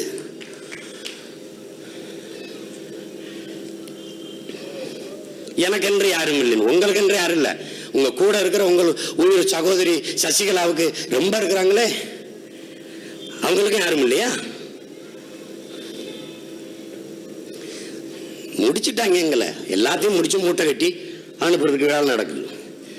அதுல இருந்து எப்படியாவது தப்பிச்சுக்க முடியாதா? உயிர் பிச்சிட முடியாதா? எழுந்துட முடியாதா?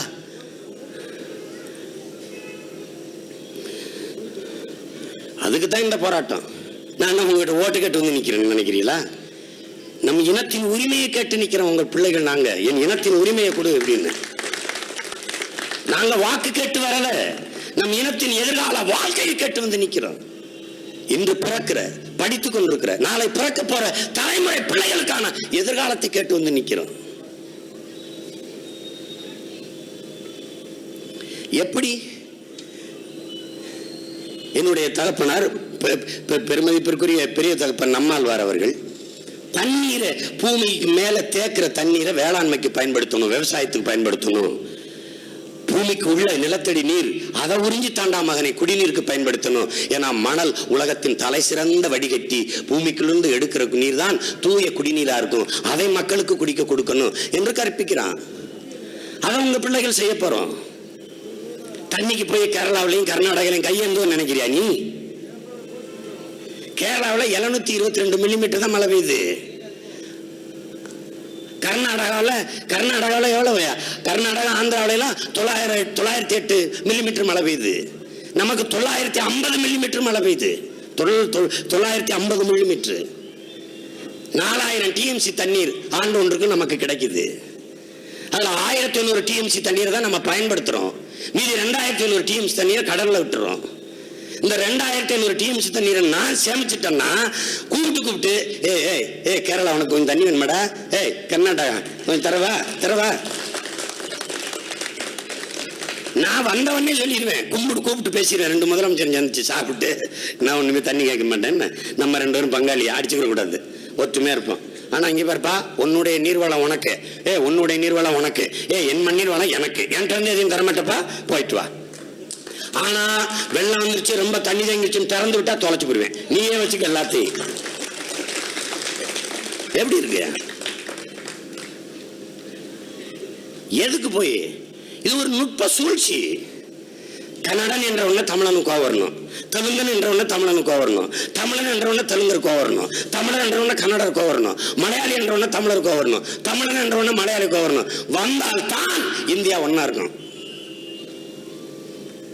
இவன் எல்லாரும் ஒன்னாயிட்டா இந்தியா 2000. அதனால இந்த நீர் சிக்கலை இந்த அரசு தலையிட்டு தீர்க்கிறதே இல்லை. ஒரு அரசு என்றால் இறையாண்மை என்றால் என்ன? இறை என்றால் அரசு, ஆண்மை என்றால் ஆளுமை கொண்ட அரசு. அந்த அரசு கூப்பிட்டு சொந்த நாட்டு மக்களை பேசி ஒருத்தருக்கு ஒருத்தர் மாநில வளங்களை பகிர்ந்து கொள்ளுங்க, நீ தமிழர்கள் கொடுக்க வேண்டிய நீர் உரிமையை கொடு அப்படின்னு சொல்ல காங்கிரஸ் ஆட்சியாலையும் முடியல, பாரதிய ஜனதா ஆட்சியாலும் முடியல. அப்ப என்ன செய்யறது? நீதிமன்றம் செய்யுது, ஒரு நடுவர் மன்றம் போடு. நாங்க இந்த திரைப்படத்துறையில நடிக்க வாய்ப்பு கேட்டு வருவான், யாராவது ஒரு நண்பர் அனுப்பியிருப்பாரு, அவன் ஒரு புகைப்படத்தோட ஒளிப்படத்தோட வருவான். அப்படி நடிக்க வாய்ப்பு கொடுக்கணும்னு நினைச்சா என்ன செய்யணும்? அப்படியா, நீ வாப்பா உதவி இயக்குனர், இங்க வா, இவர் முகவரி எழுதிக்க, 18ஆம் தேதியிலிருந்து படப்பிடிப்பு இருக்கு, தேனியில் நடக்குது, வரும்போது கூட்டி வந்துருங்க, 5 கோயிலாம் இவரை அழைச்சி கூட்டி வந்துருங்க, உங்க முகவரியை கொடுத்துருங்க அப்படின்னா வாய்ப்பு கொடுத்துட்டோம். இப்ப நீங்க என்ன செய்யுங்க, இப்ப நான் அவசரமா கொஞ்சம் வேலையா போறேன், உங்க புகைப்படத்தை கொடுத்துட்டு உங்க முகவரி எழுதி வச்சுக்கோங்க, நாங்க அவசியம்னா உங்களை கூப்பிடுறோம் அப்படிங்கறது கழிச்சு கட்டுறது. இப்ப நேரடியா பேசி தண்ணீரை கொடுறான்னா அது ஆக்கப்பூர்வமான வேலை. நீங்க இந்த புகைப்படத்தை வச்சுட்டு போங்க மாதிரி நடுவர் மன்றம்னு ஒன்ன போட்டு கழிச்சு கட்டுறது, அது என்னைக்கு தீர்ப்பு கொடுக்கறது? அது என்னைக்கு எனக்கு தண்ணி வர்றது? என்னைக்கு வர்றது? இது ஒரு நாடா?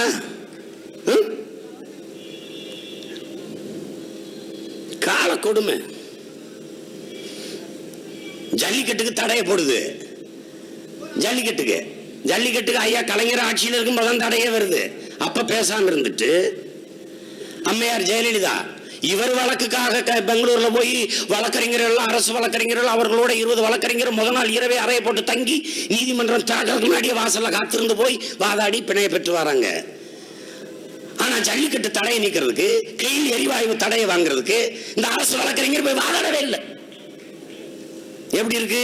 சம்பளம் என் காசு, மக்கள் காசு, மக்கள் பிரச்சனைக்கு வாதாட போறது இல்லை. இது ஒரு ஆட்சி முறை.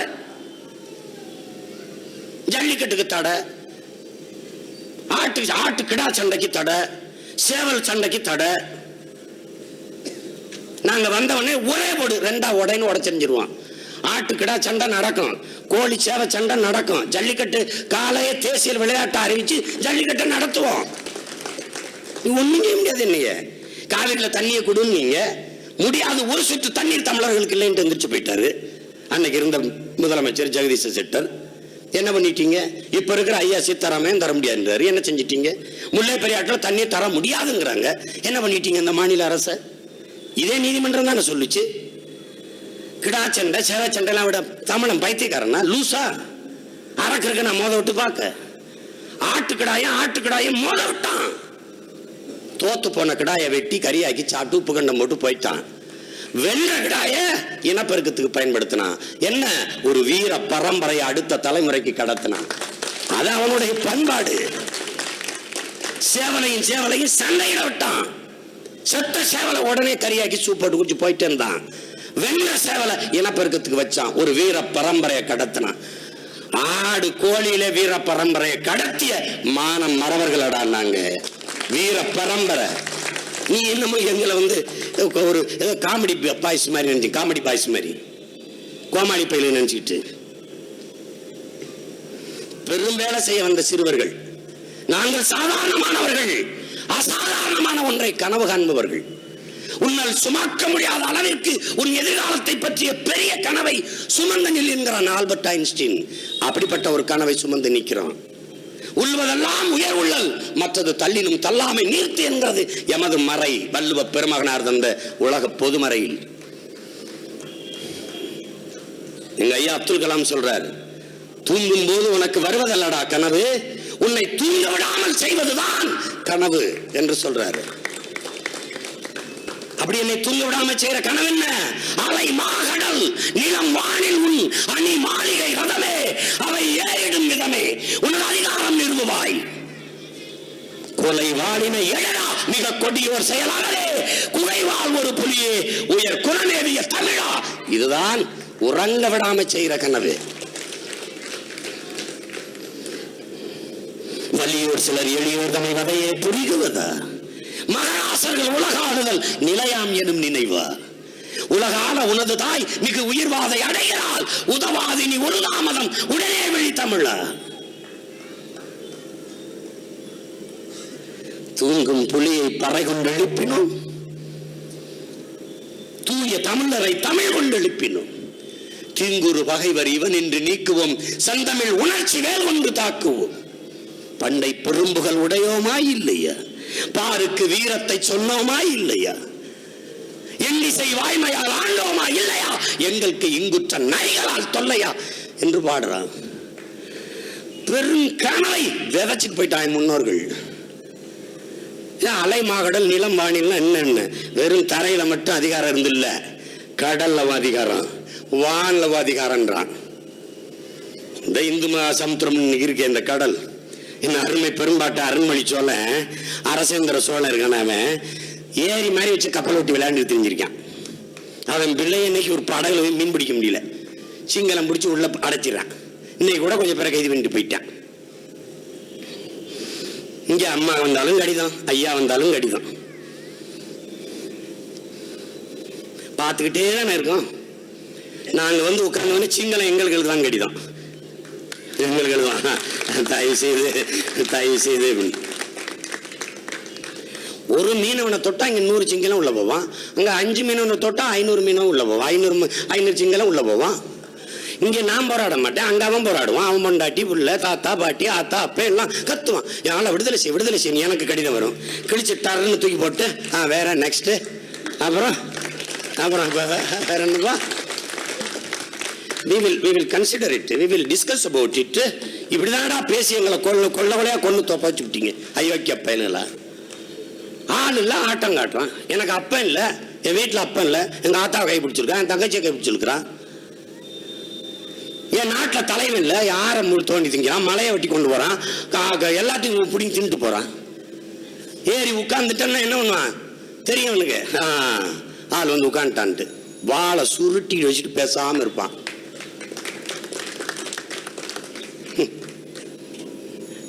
நாடே வேற நாடாயிரும். இந்த மாதிரியா 50 ஆண்டுகள் தமிழகத்தின் தலைநகர், 50 ஆண்டு ஒரு மழை நீர் ஒரு கழிவு நீர் வடிந்து ஒரு காவா சொல்லு.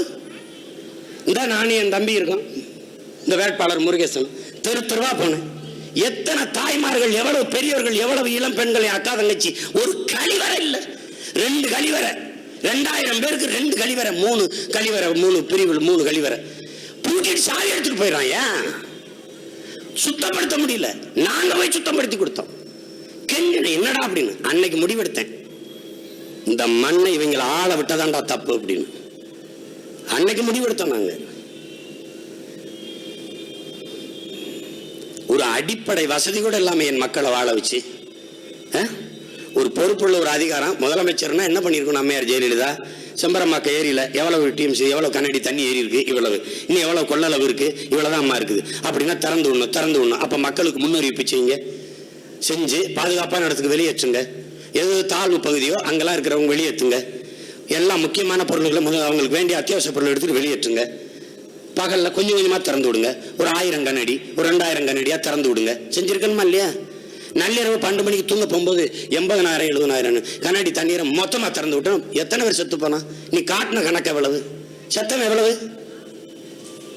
மொத்த பேரும் மரணத்தை கண்ணில் பார்த்து திரும்பிட்டான். அன்னைக்கு முடிவு பண்ணிட்டா என் மக்கள், இந்த அதிகாரம் இந்த ஆட்சி நம்மளுக்கு இல்ல, நம்மளை இது கைவிட்டுச்சு, காப்பாத்தாதுன்ட்டு. நீ இவ்வளவு படிச்சவங்க இருக்கிறீங்க, எத்தனை பேர் இந்த முதலாளிகளை ஒரு வார்த்தை, முதலமைச்சர் ஒரு வார்த்தை, என் மக்களுக்கு கஷ்டத்தில் இருக்க, துயரத்தில் இருக்கிற, பசியோடு இருக்கிற மக்களுக்கு மாந்தனை உள்ளத்தோடு உதவுங்கன்னு ஒரு வார்த்தை சொல்லியிருந்தா இந்த முதலாளி எல்லாம் கொண்டு கொட்டியிருப்பான். பயந்துகிட்டு இந்த அம்மா உதவுனா கோச்சுக்குருமோ ஏதாவது பண்ணிருமோன்ட்டு வாய் மூடி பேசாம இருந்துட்டான். பல பேர் மறுபடியும் ஏதாவது உதவுங்கன்னா 5 கோடி 1 கோடி 2 கோடி 3 கோடியை தெண்ட கர்மாந்தத்துக்கு ஜெயலலிதா காசு இல்லாம இருக்கிற மாதிரி எல்லா முதலாளியும் கொண்டு கொடுத்துட்டான். அது 350 கோடிக்கு மேல சேர்ந்துருச்சு. ₹1 இன்னும் ஒருத்தனுக்கு வந்து சேரல. எவன் கேட்கறது? அந்த அம்மாட்ட போய் யாரு கேட்கறது? எங்கம்மா அந்த காசெல்லாம்? ஒரு நாள் கேட்கிற காலம் வரும், எங்கம்மா அந்த காசு, எங்க அந்த காசு? நேரு உள் விளையாட்டு அரங்குல இந்த நிவாரண பொருள்களை எல்லாம் கொண்டு வந்து சேமிங்கன்னா அவன் பாவம் மக்களுக்கு உதவணும்னு அந்த ஈரக்க குணமுள்ள என் இன மக்கள் கொட்டி கொண்டாந்து குவிச்சான். அதுல ஜெயலலிதா படம் ஸ்டிக்கர் ஓட்டுறதுக்கு 10-15 நாள் வேலை நடக்குது. ஸ்டிக்கர் ஒருத்தன் இந்த ஸ்டிக்கர் பெட்டி இருக்கு பாருங்க, ஸ்டிக்கர் பெட்டி, அதை எடுத்துக்கிட்டு போறான். அதுல அம்மா ஸ்டிக்கர் எங்கன்னு கட்டி சண்டை போடுறான். ஆந்திராவில இருந்து கர்நாடகாவில இருந்து மனிதநேயத்தோட உதவ வந்தவர்களை வழியில மறிச்சு வண்டியில எங்க அம்மா ஸ்டிக்கர், இதுல எங்க அம்மா ஸ்டிக்கர் கேட்டவன தூக்கி அப்படியே தெருவில் போட்டு திரும்பி போயிட்டான். நடந்துச்சா இல்லையா? மானக்கேடு இல்லையா? 68வது பிறந்த நாளைக்கு கல்யாணம் பண்ணி 68 ஜோடிக்கு மாப்பிள்ளை பொண்ணு நெத்தியில ஜெயலலிதா படத்தை ஒட்டிட்டான் ஸ்டிக்கர். என்ன சிரிக்கிறீங்க? நடந்துச்சா இல்லையா? நம்ம மூஞ்சில ஒட்டுறதுக்கு முன்னாடி முடிச்சுக்கிறோங்க. தூங்கிட்டு வந்து மூஞ்சி ஒட்டி விட்டுருவான், ஸ்டிக்கர் ஒட்டி விட்டுருவான். என்னடா அப்படின்னு கேடு. நம்மள ஒரு கேவலப்பட்டவங்கள மதிச்சு ஸ்டிக்கர் ஒட்டி விட்டான். அது ஒரு ஸ்டிக்கர் ஆச்சு. கொடுமை. என்ன செய்யறதுன்னே தெரியல அவங்களுக்கு. என்ன செய்யல? ஒரு தடவை ஒருத்தர் வீட்டுல இருந்து அந்த அம்மா அப்படி வருது, இங்க விழுந்து கிடக்குறான், சாஷ்டாங்கமா அப்படி விழுந்து கிடக்குறான். அந்த அம்மா திரும்பி கூட பார்க்கல. போயிருச்சா போகலையா? ஏப்பா எந்திரிப்பா, என்னப்பா அப்படி விழுகிற? ஒரு வார்த்தை சொல்றது இல்லை, ஒன்றும் சொல்றது இல்லை. ஒருத்தர்ல ஒரு கஜாவா என்னமா ஒரு பேரு, அவர் ஒட்டிட்டாரு. அதை பகுதி சேலை வட்ட சேலை அம்மா, நான் சாகிறதுக்குள்ள ஒரு நாள் உங்க கால் கட்டவரில் பார்த்துட்டு சாகணும். நான் சொன்னேன், நீ பாரு தானா செத்துருவாங்க. முட்டா பய இப்படி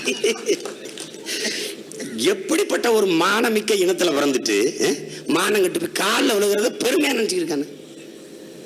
அதிகார பசி, பதவி பசி, மதுவை கொடுத்து மயக்கத்திலே வச்சிருக்கிறது, பதவியை கொடுத்து இந்த பதவி போதையிலே இந்த மக்களை வச்சிருக்கிறது. அடிச்சுக்கிறான், கட்சிக்குள்ள அடிச்சுக்கிறான். எனக்கு சீட்டு, உனக்கு சீட்டு, எனக்கு பதவி, என்ன அப்படி பதவியை வாங்கி என் மக்களுக்கு உதவி செய்ய அவ்வளவு துடிக்கிறாங்க. 5 கோடி 6 கோடி 10 கோடி 20 கோடியை கொடுத்து சீட்டை வாங்கி 50 கோடி 100 கோடியை செலவழிச்சு பதவிக்கு வந்து மக்களுக்கு உதவிடுறது. ஏண்டா டே, அவ்வளவு நல்லவங்களாடா நீங்க? அவ்வளவு நல்லவங்களா? இதை என் மக்கள் புரிஞ்சுக்கிறதே இல்லை. அவன் 5 ரூபா கொடுக்கறான்னா 50 ரூபா திருடுவான்னு நினைக்க வேண்டாமா? ஒரு நாய் ஒருத்தன் செவரேறி குதிக்கிறான், அந்த நாய் பார்த்துருது, பார்த்தே இருக்குது. அவனும் இதை பார்த்தே இருக்கான், அப்படியே பார்த்தே இருக்குது. அவனும் பார்த்துட்டே இருக்கான், 2 பேரும் பார்த்துருக்கான். மெதுவா பையில இருந்து ஒரு ரொட்டி துண்டை போட்டான். டக்குன்னு ரொட்டியை பிடிக்கல, எவ்வி டாக்குன்னு அவன் காயை பிடிச்சி கடிச்சிருச்சு. கதறான், நாய இவ்வளவு நேரம் நல்லா தானே பார்த்துருந்த, நான் உனக்கு ரொட்டியை போட்டவன கடிச்சுட்டே ஏன்னு? நீ என்னையே பார்த்துருந்த, நான் உன்னையே பார்த்துருந்தேன். நீ எங்க வீட்டுக்காரனுக்கு உறவா இல்லை நண்பனா யாரும் தெரியாம யோசிச்சுக்கிட்டு இருந்தேன். என்னைக்கு நீ ரொட்டியை தூக்கி போட்டிய திருட்டு பயில அன்னைக்கு நீ திருடத்தான் வந்தாயின்னு நான் நினைச்சு கடிச்சிட்டேன்டாங்க. என்னைக்கு இவன் ஓட்டுக்கு 1000-500 கொடுக்குறானா அந்த அயோக்கிய பைய திருடத்தான் வராங்கிற அறிவு நமக்கு வேணாமா? இந்த நாய்க்கு இருக்கிற அறிவு மான தமிழ் மக்கள் நமக்கு இருக்க வேணாமா? இருக்க வேணாமா? மதிப்புமிக்க நம் உரிமைகளை விற்பது, சில ரொட்டி துண்டுகளுக்காக மதிப்புமிக்க நம் உரிமைகளை விற்பது அவமானகரமானது என்கிறார் புரட்சியாளர் அண்ணல் அம்பேத்கர். அதை நீங்க கவனத்தில் வைக்கணும். இது நமது உரிமை. வாக்கு என்பது வலிமை மிக்க ஆயுதம், ஒரு கருவி. அதை அவனுக்கு விற்க கூடாது. வாக்கை பெறுவது தன்னலமற்ற சேவையின் மூலம் மக்களிடம் நன்மதிப்பை பெற்று பெற வேண்டிய ஒன்று, பணத்தை கொடுத்து பறிக்கக்கூடிய ஒன்று அல்ல. என்னிடத்துல எல்லாரும் அச்சப்படுத்துறது, நீ சொல்றதெல்லாம் சரிதான், ஆனா சனம் காசை வாங்கிட்டு ஓட்டு போட்டுருமே அப்படின்னு. ஆனா நான் நம்புறேன் இந்த வாட்டி என் மக்கள் பணத்தை வாங்கினாலும் போட மாட்டாங்கன்னு நான் நம்புறேன். ஒரு தலைமுறை உருவாயிருச்சு, ஒரு வீர பரம்பரை, தூய தமிழ் பரம்பரை, மானத்து பரம்பரை உருவாயிருச்சு. அது உலகம் பூரா எதிரொலிக்குது. நான் பல பேரை தூங்க விடாம செய்யறேன், ஆனா பல பேர் என்னைய தூங்க விடாம செய்யறான்.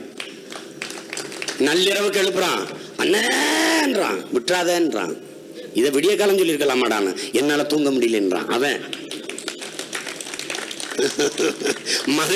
மதுரையில நான் இன்னைக்கு பேசினதை கேட்டு ஒருத்தன் போய் வீட்டுல இரவு பூரா தூக்க வராம சுத்தி சேர்ந்துருக்கான். ஒருத்தன் படம் எடுக்க போயிருக்கான், அந்த சின்ன புகைப்பட கலைஞன்.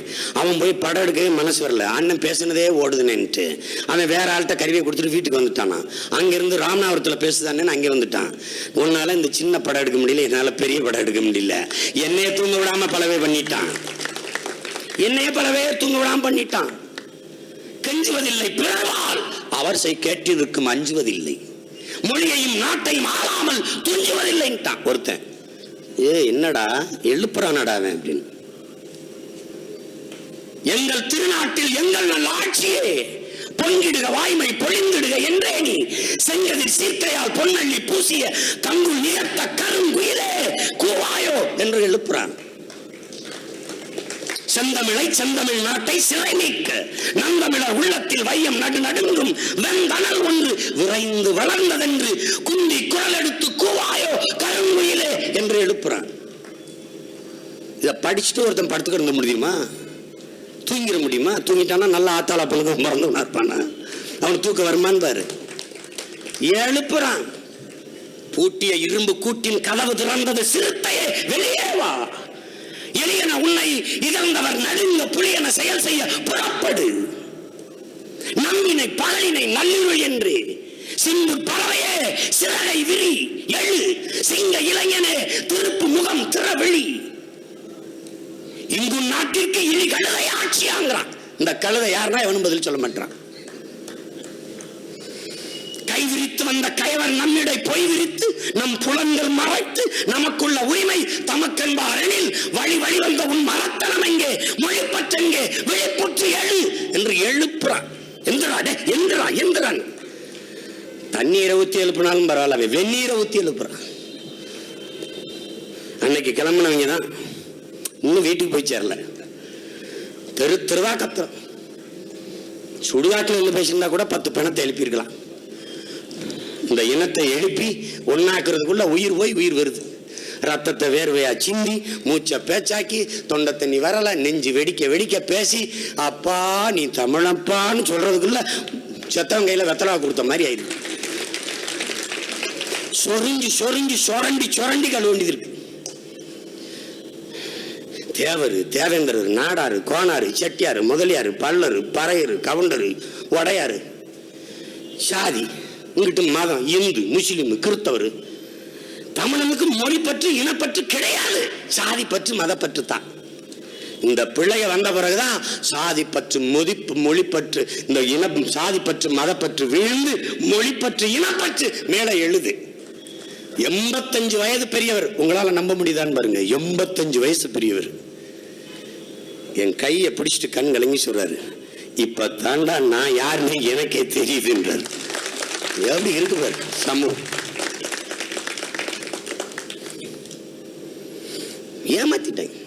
இன்னைக்கு வரைக்கும் ஐயா கருணாநிதி தமிழன் நினைச்சிட்டு பல வச்சுட்டு இருக்கேன். விஜயகாந்த கூட தமிழர் நினைச்சிட்டு இருக்கான். கருப்பா இருக்காரு நம்மால்னு, எருமை கூட தான்டா கருப்பா இருக்கு நம்மாலா. கரடி இன்னும் நல்லா கருப்பா இருக்கு அப்படின்னு நினைச்சுக்கிட்டான். எப்படி இருக்கு? நான் என் நாட்டை ஆளணும்னு கேட்கறது என் உரிமை, விஜயகாந்த் என் நாட்டை ஆளணும்னு நினைக்கிறது கொடுமை. அவர் ஆண்டா என் இன மக்கள் அடிமை. அதனாலதான் நாங்க எங்க உரிமை விட்டு கொடுக்க முடியாதுங்கிறோம். ஏன் ஏன் 1000 ஆண்டுகள் அடிமையாக வாழ்வதை விட ஒரு நொடியேனும் சுதந்திரமாக வாழ்ந்து சாவது மேலானது என்று புரட்சியாளர் அண்ணல் அம்பேத்கர் போதிக்கிறாரு. 1000 ஆண்டுகள் அடிமையாக வாழ்வதை விட சுதந்திரமாக சாவது மேலானது, அதுவும் அந்த சுதந்திரத்திற்காக போராடி சாவது அதை விட மேலானது என்று என் உயிர் தலைவன் என் அண்ணன் மேதகவே பிரபாகரன் போதிக்கிறார். நான் அடிமையா நிக்க தயாரா இல்ல. யாரு வா வாழு, நான் தான் ஆளுவேன், நான் தான் ஆளுவேன்.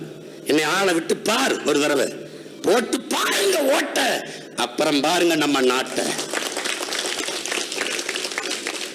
ஊழல் லஞ்சம் வார்த்தையே கிடையாது இந்த நாட்டில், ஒழிச்சு பெறுவேன். வெளிப்படையான நிர்வாகம் எல்லாமே என் மக்களுக்கு தெரியும். 1000 கோடி இந்த திட்டத்துக்கு ஒதுக்குறேன்னா 1000 கோடி ஒதுக்கியிருக்கான்னு எல்லாருக்கும் தெரியும்.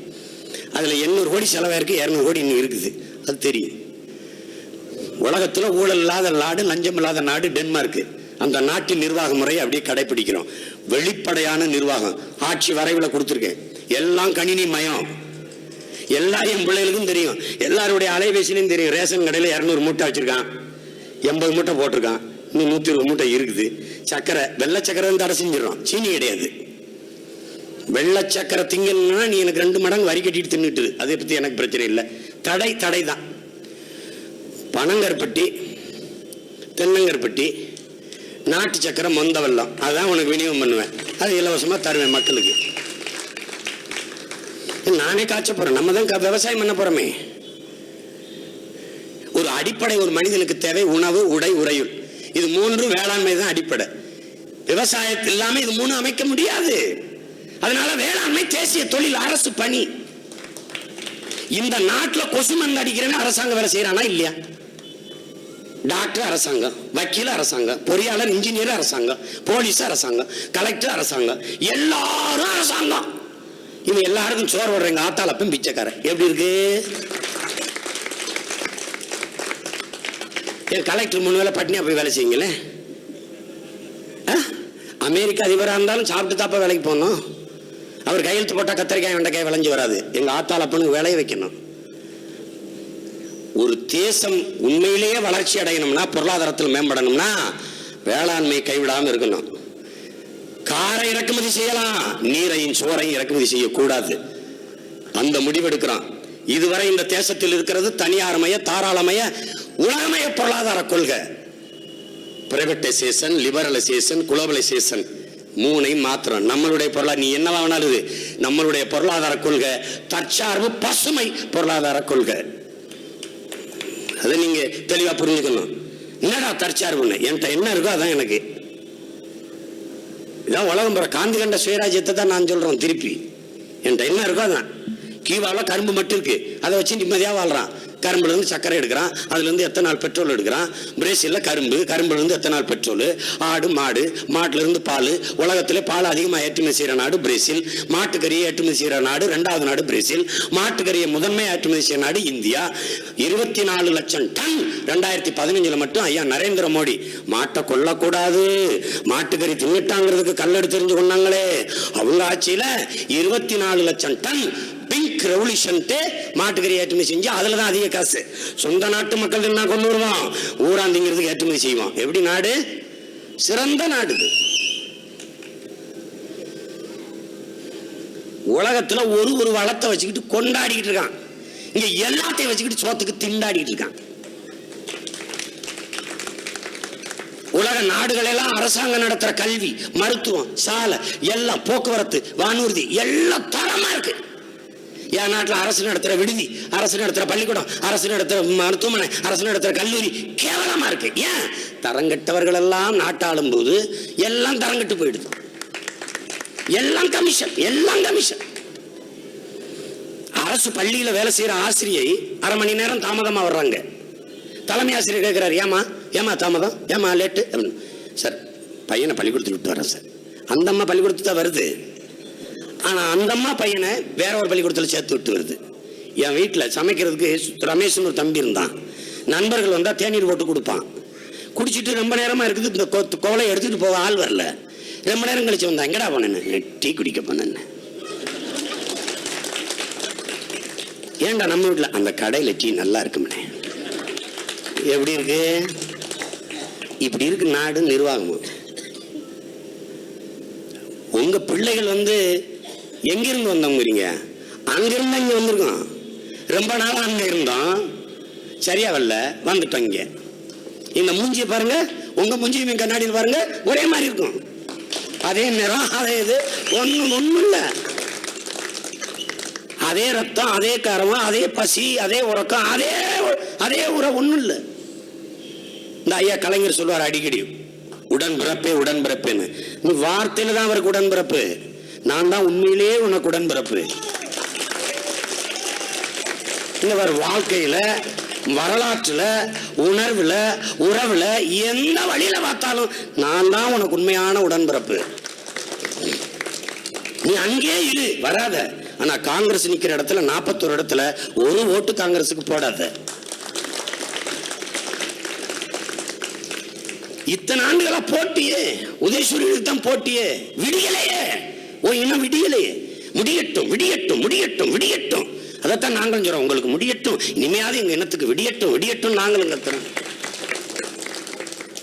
என்ன கொடுமை! எவ்வளவு காலத்துக்கு சகித்து கொண்டு இந்த துயரங்களை துன்பங்களை தூக்கி கொண்டு அப்படியே அலைந்து கொண்டு போறோம்? வரலாற்றில் இவ்வளவு இழப்பை சந்திச்ச ஒரு இனம் இந்நேரம் எவ்வளவு பெரிய புரட்சிக்கு தயாராக இருந்திருக்கும். 1.5 ஆண்டு காலம் தொடர்ச்சியா நம்ம அழுதுருக்கோம். நம்ம இன வரலாற்றுல 1.5 ஆண்டு காலம், 2008 இருந்து 2009 மே 18 வரை, இன்னைக்கு வரைக்கும் ரத்த வாட, இன்னைக்கு வரைக்கும் நம்ம சுவாசத்துல, இன்னைக்கு வரைக்கும் ஈழ நிலம் முழுமைக்கும் ரத்தமும் கண்ணீருமாக தோய்ந்த அந்த நிலம், நாடு முழுக்க எலும்பு கூடு, கேட்க நாதி இல்ல, லட்சக்கணக்கான பிணம், 90,000 விதவைகள் இன்னும் அந்த நிலத்துல. நம்ம அக்கா, நம்ம தங்கச்சி, நம்ம சின்னம்மா, நம்ம பெரியம்மா, கேட்க ஆள் இல்ல. பல ஆயிரக்கணக்கில் சிறைக்குள்ள மக்கள். எப்படி இருக்கு பாருங்க. மானத்துக்காக உயிரை விட்ட ஒரு இனம், மானத்தை வித்தால் தான் ஒருவேளை சோற்றுக்கு வழி என்ற நிலையில நீத்திருக்காங்க. நுட்பமாக கவனிக்கணும். அத பேசுறதுக்கு இந்த நாட்டில் ஒருத்தருக்கானா? நம் இன அழிப்பு நடந்து 6 ஆண்டுகள் ஆகுது. அதை பத்தி பேச ஒரு தலைவன் ஒருத்தன் இல்ல. இந்திய கடலுக்குள்ள 840 மீனவன் செத்துருக்கான், பேச ஒருத்தன் இல்ல. ஆந்திர காட்டுக்குள்ள 20 தமிழன் சுடப்பட்டு செத்துருக்கான், ஒரு இனப்படுகொலை. சுட்டது ஆந்திர தெலுங்கு, செத்தான் தூய தமிழன், கேட்க ஒருத்தன் இல்ல. திமுகவுக்கு தொண்டர்கள் இல்லையா? வெள்ளத்துல நம்ம நிறந்துகின்றதுமே. கலைஞர் ஐயா வரல, கட்சிக்காரங்க வரல, அவங்க வர வேணாம். அங்க இருக்க மாவட்ட செயலாளர், வட்ட செயலாளர், ஒன்றிய செயலாளர், பகுதி செயலாளர் போய் மக்களுக்கு துணையா நில்லுங்க, ஒரு வார்த்தை சொல்லலையே, ஒருத்தர் வரலையே. எல்லா கவுன்சிலர் வீட்லயும் போய் கதவை மூடிக்கிட்டு தான் இருந்தாங்க, யாரும் உள்ள வரல, வெளியிலே வரல. இங்க உதவ வந்தது யாரு? எங்க போனாலும் இந்த பாய்மார்க வந்தாங்கப்பா, இந்த ஷர்ட்டுக்கு சோறு போடிச்சுப்பா, இந்த பாய்மார்க வந்தாங்கப்பா. தௌஹீத் ஜமாத்து ஐயா ஜெயின்லாபுதீனுடைய அமைப்பு, நம்ம அண்ணன் பார்க்கருடைய அமைப்பு, அதுக்கப்புறம் நாங்க பஞ்ச பராரி பை மக்க நாங்க கொண்டு போய் உதவணும். யாருமே வரலையப்பா, நீயாவது வந்தியப்பா அப்படின்னு. அதெல்லாம் நான் சொல்றேன், நாங்க வேட்பாளர் இவரு, நாங்க தலைவரெல்லாம் வரல, உங்க பிள்ளைகளா வந்திருக்கோம். எல்லாரையும் நம்பி ஏமாந்துட்டோம். வழியே இல்லைன்னு சொல்லிட்டு இருந்தீங்க. கருணாநிதி விட்டா வேற யாருப்பா இருக்கா? அந்த அம்மா தான். அந்த அம்மா விட்டா யாருப்பா இருக்கா? ஐயா கலைஞர் தான். சொல்லிக்கிட்டு 2 பேரை விட்டா உங்க பிள்ளைய நாங்க இருக்கோம்னு வந்திருக்கோம். எத்தனையோ தடவை போட்டீங்க ரெட்டலை. இந்த சின்னத்தை வச்சே என் மக்களின் எண்ணத்தை மாற்ற விடாம கெடுத்துட்டான். எனக்கு புதுசா வந்திருக்கும் பிள்ளைக்கு இன்னைக்கு தான் ரெட்டை மெழுகுவர்த்தி கொடுத்துருக்கான். 65 ஆண்டுகளா உதயசூரி இருக்கு, 50 ஆண்டா ரெட்டலை இருக்கு. 50 ஆண்டுகளா இடுப்பு கீழே விளங்காத நானும் ஓடணும், தினா உடற்பயிற்சிக்கு போயிட்டு இருக்க அவனும் ஓடணும்னா எப்படி ஓடுறது? 65 ஆண்டுகளா சின்ன வச்சிருக்கவன். இது ஜனநாயகம். நான் என்ன சொல்றேன், எல்லாத்தையும் அழிச்சிரு. எவனுக்கும் சின்னவனா? கருணாநிதி மூத்தவர் 1 கொடு, ஜெயலலிதா ரொம்ப பெரியவங்க 2, எனக்கு 1952 கூட கொடு, ஒன்றும் பிரச்சனை இல்லை, என்ன போட்டு விடு. அமெரிக்காவில் அப்படிதான் நடக்குது. பிரச்சனை இல்லை. ஒவ்வொரு தேர்தலுக்கும் புதுசு புதுசா கொடு. இதைத்தான் நாங்க கேட்கிறோம். இதான் என்ன சொல்றோம்? மாற்றங்கிறோம். அடிப்படை அமைப்பு அரசியல் மாற்றம்ங்கிறோம். நம்ம கனவு ஆட்சி மாற்றம் இல்லை. ஆட்சி மாற்றம் இல்லை. நேரத்தை வர சரியா பார்த்துக்கணும்.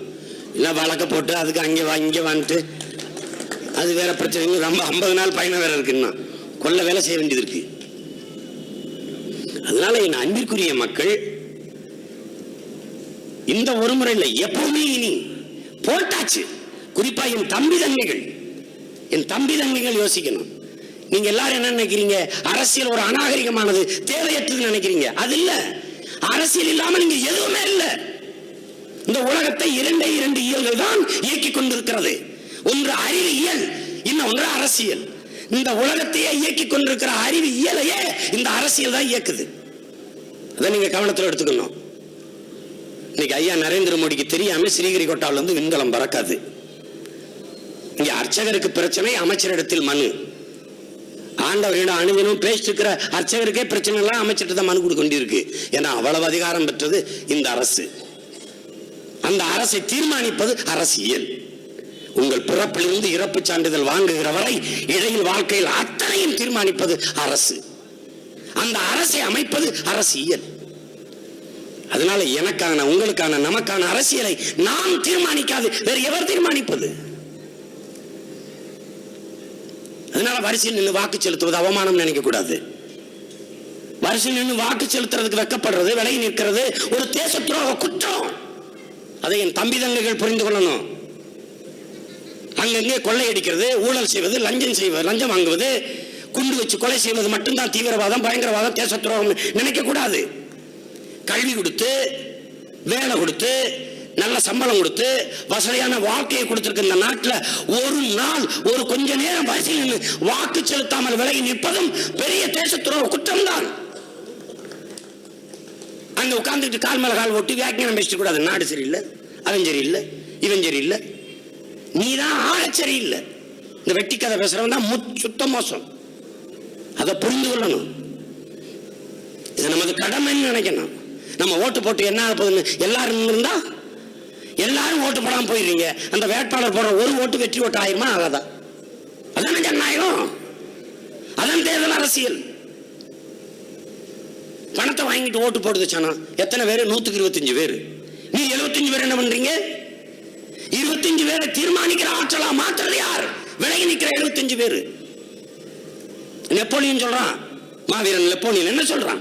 இந்த உலகத்தில் நடக்கிற தீமைக்கெல்லாம் கெட்டதற்கெல்லாம் அதை செய்கிற கெட்டவன் மட்டும் பொறுப்பல்ல, அதை விலகி நின்று வேடிக்கை பார்க்கிற நல்லவனும் பொறுப்பாளி என்று சொல்றான்.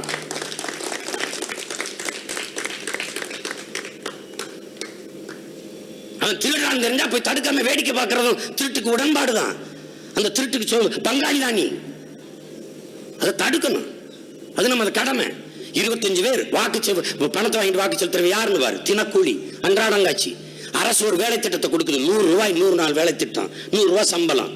ஒரு நாள் முழுக்க வேலை செஞ்சா 100 ரூபாய் கொடுக்குது. அதுல 40 ரூபாய் கமிஷன் போக 60 ரூபாய் வருது. இதை வச்சு வாழ்கிற மக்கள். ஆனா ஒரு ஓட்டுக்கு 1000 ரூபாய், வீட்டுல 5 ஓட்டு 5000. பல மாச சம்பளத்தை மொத்தமா நீட்டினோம்ல. வறுமையில் நிற்கிற மக்கள் உரிமையை வித்துட்டு கை நீட்டிருது. வறுமைக்கு உரிமை விற்கிற ஏழ்மை நிலையில் வைத்தது யார்? அவன் தான் குற்றவாளி. என் மக்கள் மேல பிழை இல்லை. அதை நீ புரிஞ்சுக்கணும். மக்கள் தொடர்ச்சியா பணத்தை வாங்கிட்டு ஓட்டு போட்டு குற்றப்படுத்தக்கூடாது. இதை மாத்தணும். அப்ப 75 விழுக்காடு வெளியில நிக்கிறான். அவன் இறங்கி வரணும். அவன் மாசம் 50,000, 20,000, 30,000, 40,000, லட்சம், 2 லட்சம் சம்பளம். காசை வாங்கிட்டு ஓட்டு போடுங்க. வறுமை நிலையில இல்லாத ஒரு கூட்டம் இருக்கு, பெரிய கூட்டம். இன்னைக்கு தன்மானம் கொண்டு வருகிற இளைய தலைமுறை பிள்ளைகள் இருக்கான். காசை வாங்கிட்டு ஓட்டு போடுறது அவமானம் நினைக்கிற புதிதாக வருகிற இளம் வாக்காளர்கள், இளைய தலைமுறை புரட்சியாளர்கள், இந்த மண்ணை மக்களை உயிருக்கு மேலாக நேசிக்கிற இளைஞர்கள் இருக்கான். அவன் வரணும், வந்து வாக்கு செலுத்து. இது உன்னுடைய நாடு, இது உனக்கான அரசு அதிகாரம். இதை நீ நிறுவனம். அது இல்லாம விலகி நிற்க கூடாது. அதை பொறுப்புணர்வோடு என் தம்பி தங்கைகள் செய்யணும். இந்த தேர்தலை தமிழ் தேசியத்திற்கான தேர்தலாக பாருங்கள். உலகெங்கும் பரவி வாழக்கூடிய 13 கோடி இன மக்கள் இந்த தேர்தலை மிக நம்பிக்கையோடு பார்த்துக் கொண்டிருக்கிறார்கள்.